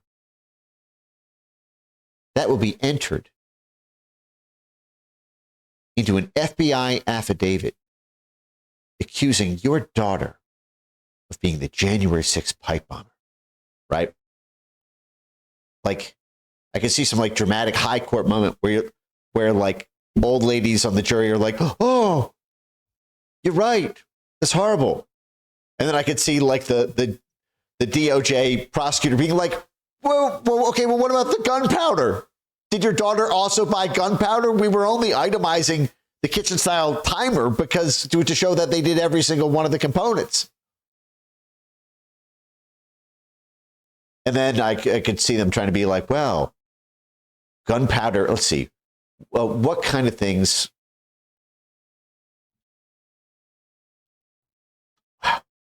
What kind of things? I'm like hesitant to chat GPT. What kind of, okay, but we're doing a stream, so I have an alibi in case the Merrick Garland 2.0 Justice Department thinks okay. What kind of things might gunpowder be used for in everyday household activities or the like? Or is it really only used in violent context, right? I'm thinking like, okay, well, I don't know. I bought the gunpowder in June because July 4th is when the fireworks are. And I make fireworks. Has your teenage son or daughter ever, do they like July 4th? Yeah. Are they a proud patriotic American who loves fireworks? Yeah. Well, this corrupt Department of Justice wants to sentence your son or daughter to 20 years in prison, 50 years in prison for enjoying the patriotic 4th of July. You know what I mean? So a lot of this is going to come down to like, and I think the cell phone data, I don't know, a lot of this, they provided a good brick foundation. It's enough for me to be very enthusiastic about it. There's some mortar areas, and I can already feel like defense attorney me getting wily. You know what I mean? Like, but I can't, it doesn't, there's nothing solid in like wily defense attorney me on it. But it's like you have a low odds poker hand. You're still supposed to lose, but like you could hit some weird out on the river. You know, like you're holding like an open-ended straight and like you should lose this hand, but you know that like, I don't know, you can get kind of lucky maybe about proving intent. But that's why like the communications, the digital forensics are going to be the next step of this. And I think that's what they're doing tomorrow. So, all right. I had a bunch of other stuff I wanted to hit, but let me just see what the highest level stuff is. Yeah, I want to mention another reason that they probably, I'm not trying to harp on the race and identity stuff, but if you remember, the KKK Act was a big part of the legal strategy against Trump world. They went after Trump under the KKK Act in 4 separate suits. They went after Donald Trump Jr., just like the Transition Integrity Project deliberately planned to go after both Trump and his family. They went to Trump Jr., Rudy Giuliani, Rep. Mo Brooks, the 2020 campaign, 20 plus Proud Boys Oath Keepers for the KKK Act. If it turned out the most violent mass casualty event of the day was actually done by some black sicko, that kind of kills the KKK Act vibe, you know? All right. Oh, yeah. I'd be remiss if I didn't mention this. January 6th. Shoot to kill, secret command. You guys remember this? This is like a big viral article in Newsweek.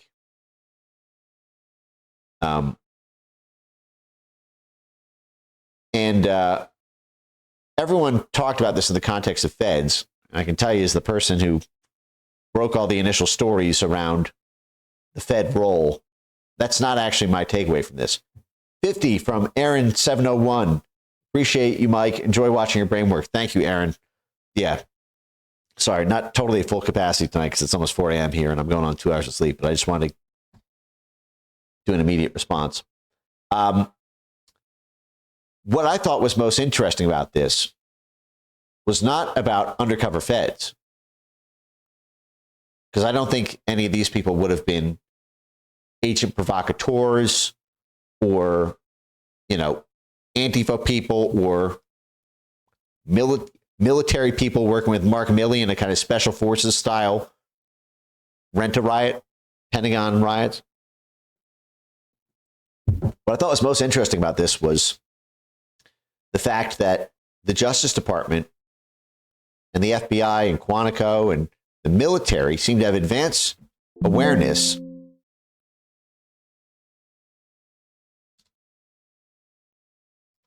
like some sort of terrorist attack involving a weapon of mass destruction, which is the technical name for a pipe bomb. Again, that's what the Whitmer kidnapping defendants were charged with. Attempted possession of a weapon of mass destruction. Ray Epps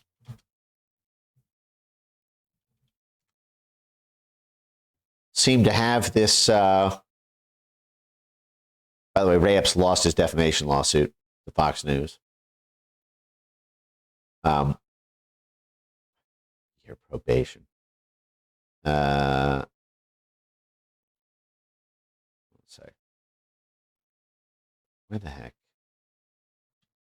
I'll look up on X.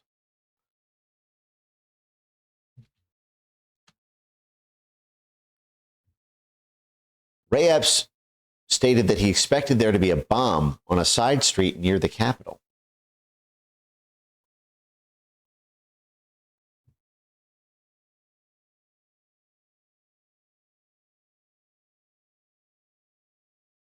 You guys ever listen to this? I was afraid they were going to set off a side, because he was asked, well, why did you make a beeline straight for the Capitol? He said, I was trying to avoid side streets because I was afraid they were going to set off an explosion on one of the side streets. So I tried to stay in the middle, tried to get in there early, tried to stay away from the sides.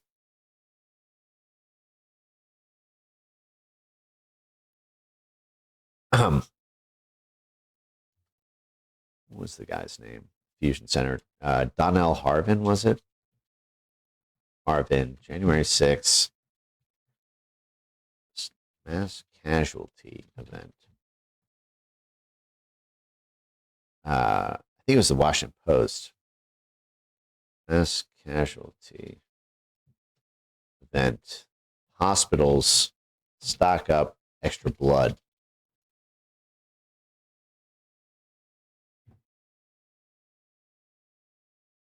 Oh, what's going on there? 1 sec. So this is the head of the DC Fusion Center. At the same time, on January 3rd, same time as Jeffrey Rosen and the Justice Department, and they suddenly get the idea that there's going to be a weapon of mass destruction somewhere around the Capitol. The head of the DC Fusion Center, which is going to be tied into DHS. Let me see if this translates here. 1 sec.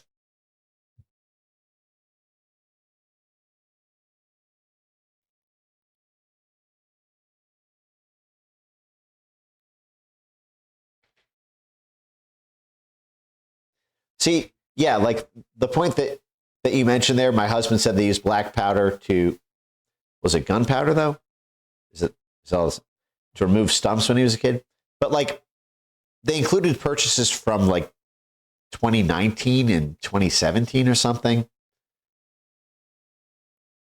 If I was the Justice Department, I would leave that out, not because you're not hiding exculpatory evidence. It's just kind of unnecessary detail.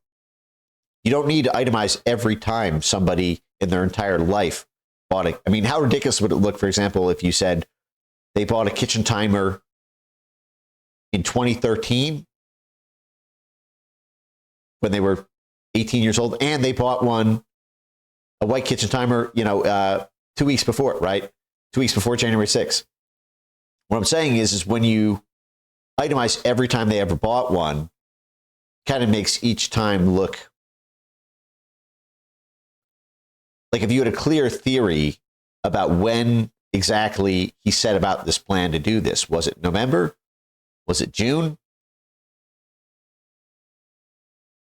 Then you would say he bought this in June, and he bought this in June, and he bought this in June, and he bought this in June. You know what I mean?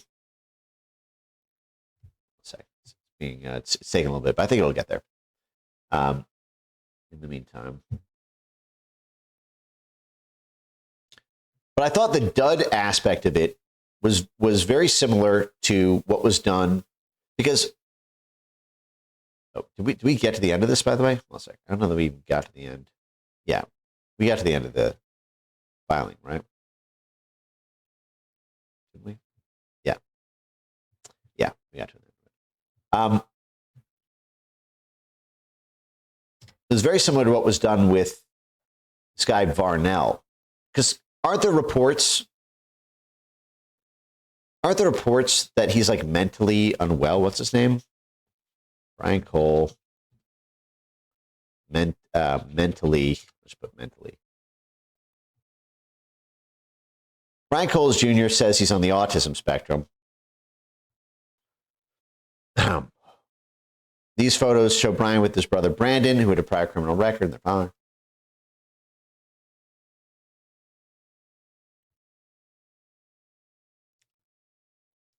Mentally vulnerable. That's the thing, though. Autists are usually, I don't know. Schizos. You see a lot of schizos. I don't know. Do you see a lot of autists? I'm sure you do. Who was the gentleman? That kind of like beta male high school guy. You guys remember this? I think it was his name, Elliot Rogers. He was like autistic, right? We're getting a little sloppy here towards the end. All right, well, while this is loading up, let me highlight this. Yet another FBI entrapment of the 3%er, folks. January 6th, Whitmer Fednapping plot. It's a pipe bomb January 6th, pipe bomb Whitmer Fednapping. In August 2017, because as soon as this January 6th happened and this pipe bomb story came out, I thought about this. And And I just don't think people know this story. This is in New York Magazine. Put the link right here for you guys.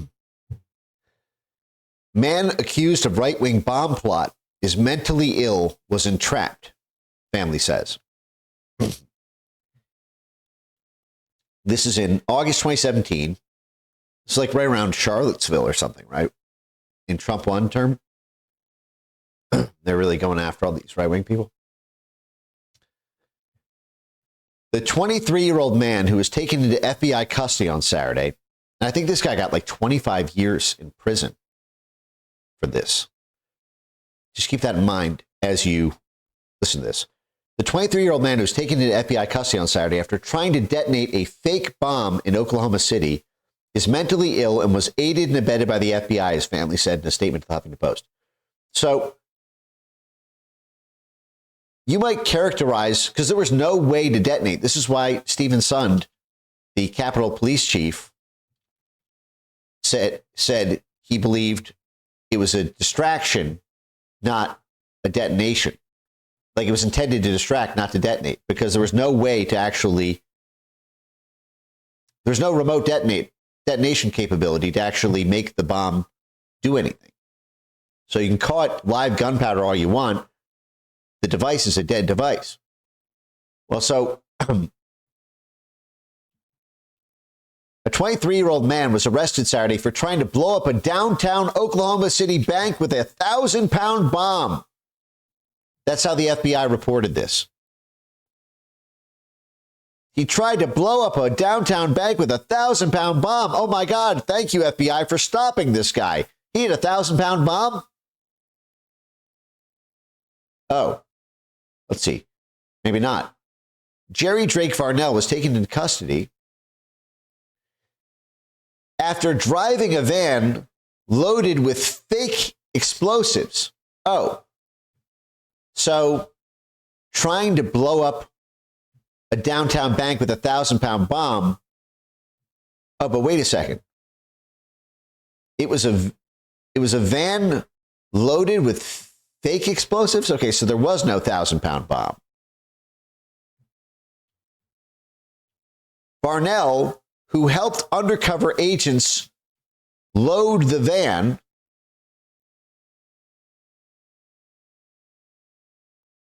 okay, so it sounds like the undercover agents loaded 1,000 pounds of fake explosives into a van, and Varnell helped undercover agents load it. So it sounded like the FBI was trying to blow up a downtown bank, and Varnell was trying to help.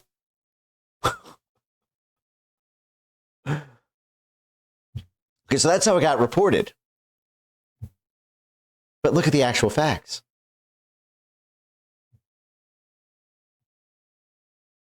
Jerry Drake Varnell, who allegedly followed far-right anti-government groups. He followed far-right groups. There's your crime. He followed far-right groups and told the FBI he wanted to start the next revolution. Is that what he told the FBI, or is that what he told his new best friend that the FBI sent to him? Is a paranoid schizophrenic, extremely susceptible to different types of ideology, mentally incompetent, clearly schizophrenic. I consider this entrapment. What the public should be looking at is the fact that the FBI gave our son the means to make this happen.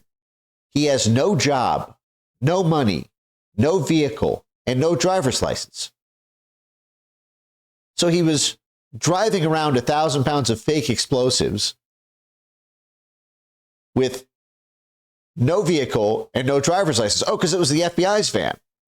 And he couldn't buy the explosives because he has no job and no money. Oh, the FBI bought the explosives.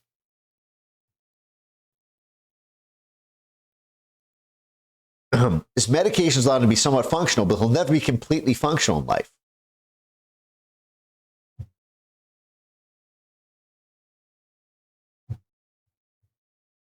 But it gets even crazier. One second. Wait, 1 second. Let me pull these out.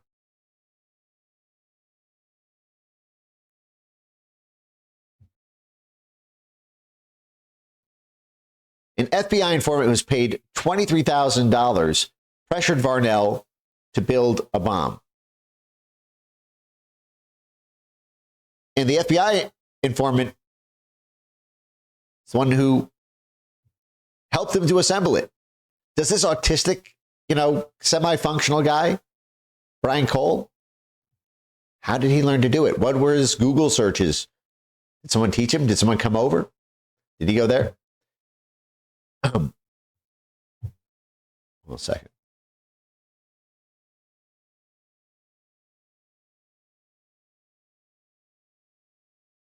Wait, the story gets really crazy. Boom.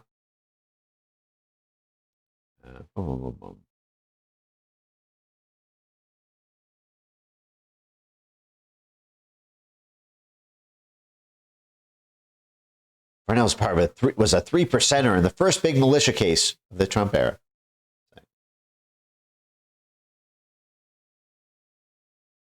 Wait. 1 sec. I have something really good on this. I just want to dig for it real quick. Varnell.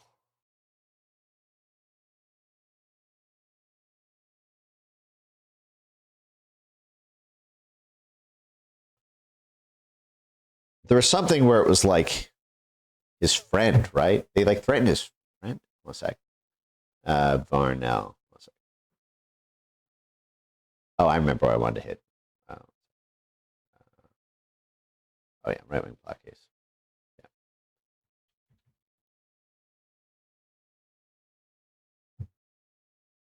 The main informant, Brent Alison's, so the FBI informant who was paid $23,000 was himself a convicted felon with a history of mental illness. So, I mean, you can imagine something like this happening where this guy's like some autistic schizo guy. The FBI gets a felon who's got his own mental illnesses as part of his, leniency for his felony charge, agrees to become an informant. And so sets up this guy, but the FBI just lets this bomb sit there knowingly, the same way they did with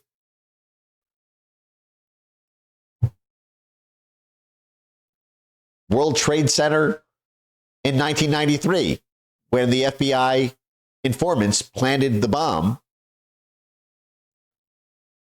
World Trade Center, 1993. Bomb. This is the New York Times informant. Imad Salem.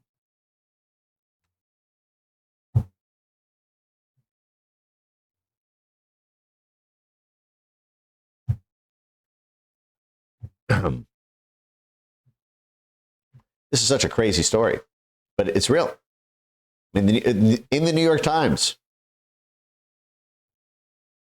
October 1993. This is the first World Trade Center bombing. Law enforcement officials were told that terrorists were building a bomb that was eventually used to blow up the World Trade Center. And they planned to thwart the plotters by secretly substituting harmless powder for the explosives, an informer said after the blast. The informer, you guys see this?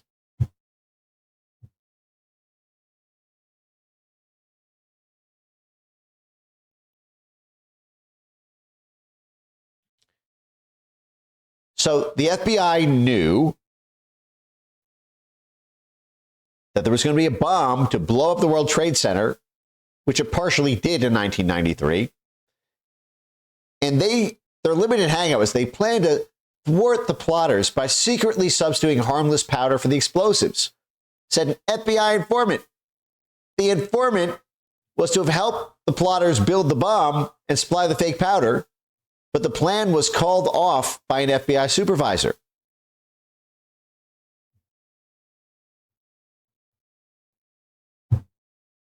Then the bomb went off because they never swapped out the fake powder. The account, which is in the transcript of hundreds of hours of tape recordings, that Mr. Salem secretly made of his talks with his handlers. So I could totally see a situation where this is the exact kind of limited hangout structure that they used. The FBI had some advanced awareness, or DHS, or JTTF, and they said, no, get him to go there and do it. And we know it's a dud device, but by getting him to plant it, we'll get him to take the act of commission. Because this is what happened in the Varnell case. In the Varnell case, they got him to press the button to blow up the explosives, but the button didn't do anything. But they said, boom, now we've got your intent to blow it up because you press the button. So I could see them saying, no, we'll, get him to drop the pipe bombs there. And, we'll stop at the last minute, but this will get the commission. That way we can get a conviction on this dastardly pipe bomber guy. But instead, they let the whole thing happen, and we only know because the informant ratted to the New York Times.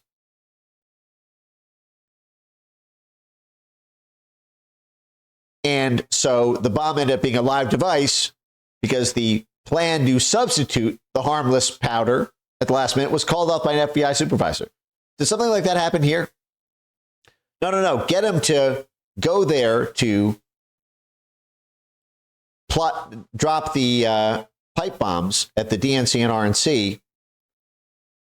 That way we get the act of commission. And then, don't worry, we, the FBI, will come, since we have advanced awareness of this, we'll come and we'll pick up the pipe bomb because we know it's a dud device, but then we've got him nailed dead to rights for conviction. And then they're like, wait, my FBI supervisor is actually calling off the plan to pick up these devices planted 17 hours ago, 17 hours before January 6th. It's actually quite useful. We can plant this on Trump and then say, we had no knowledge of it. And if Trump doesn't control the DOJ, who will ever know? So in this case, the informant, the FBI loaned the informant Alexis, the guy who set up the mentally ill guy for this whole plot.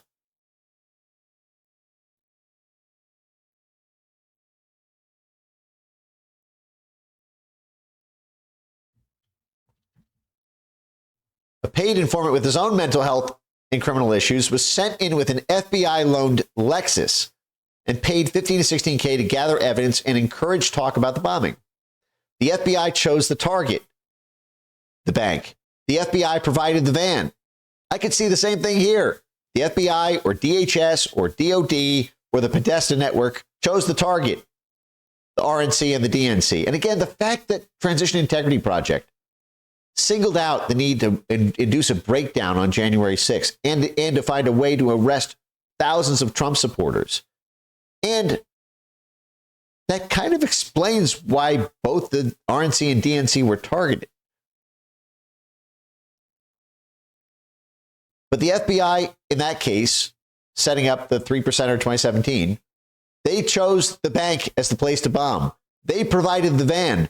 They provided the fake Anfo bomb. And they provided the fake remote detonator.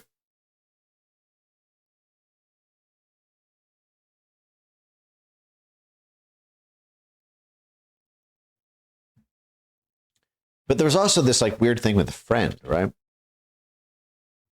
This relationship was crazy because it was I think this guy Brett Ellison's ended up talking to the press after being like, it was insane what they had me do, but this was a condition of leniency. I agreed to be an informant to get my sentencing time reduced. So I took this guy down. I set him up to save myself. I could see something like that happening here. And either way, you get your, blame Trump for an FBI pipe bomb situation.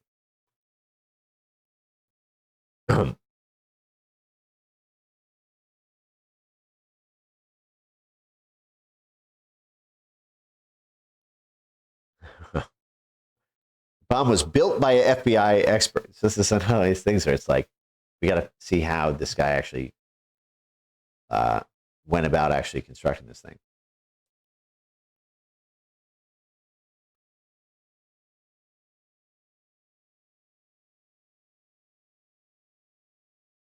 In the Whitmer Fednapping case, included explosives to blow up a bridge near Whitmer's lake house and using IEDs. Oh, it's exactly the language in our complaint. The IEDs, right? Pipe bombs. And so prosecutors charged them with conspiracy to use a weapon of mass destruction.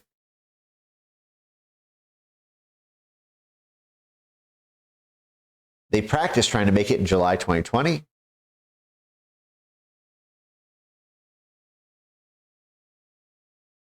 Undercover FBI agent told Fox that explosives to take down the targeted bridge would cost about $4,000. Fox didn't order them. Wait, hold on a second. On the explosive side, the idea of using a bomb on the bridge evolved in group discussions. The undercover agent's main steer, quoting a price and offering to sell. But they helped them actually build them. Okay. I don't have the energy to look up the court filings right now. But Croft was also broke, living in a basement, drug user. Fox was. And it sounds like you have something very, very similar here. All right. Well,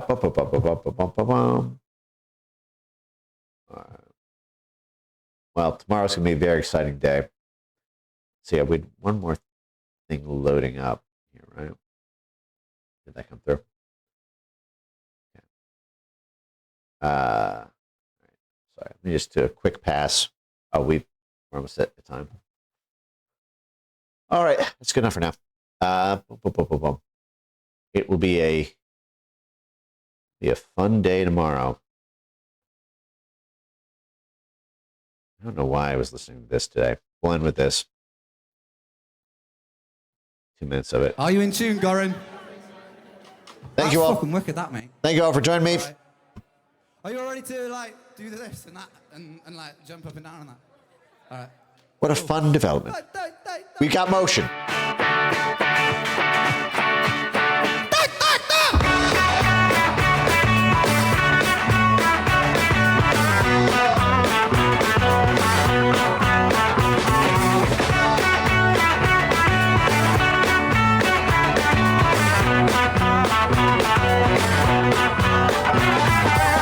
I get home in the morning light. My mother says, when you gonna live your life right? Well, mother dear, we're not the fortunate one. The girls just wanna have fun. All the girls just wanna have fun. Oi!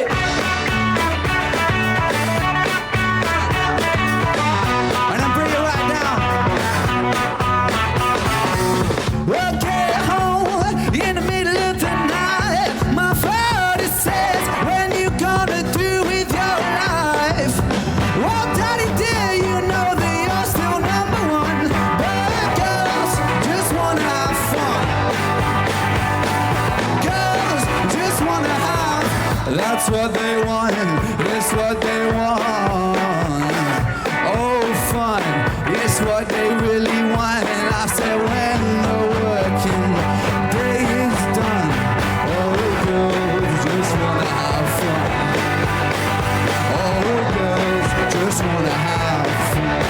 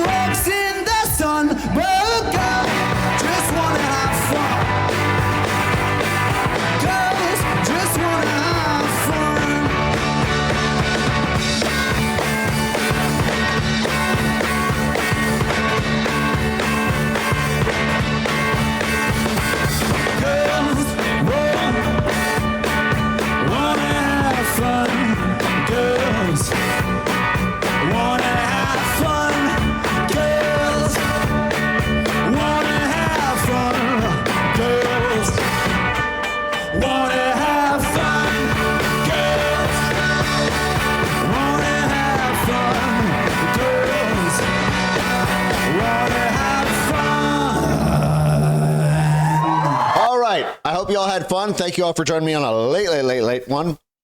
Tomorrow's going to be a fun one. Till then, good night, Godspeed. I will see you on the internet.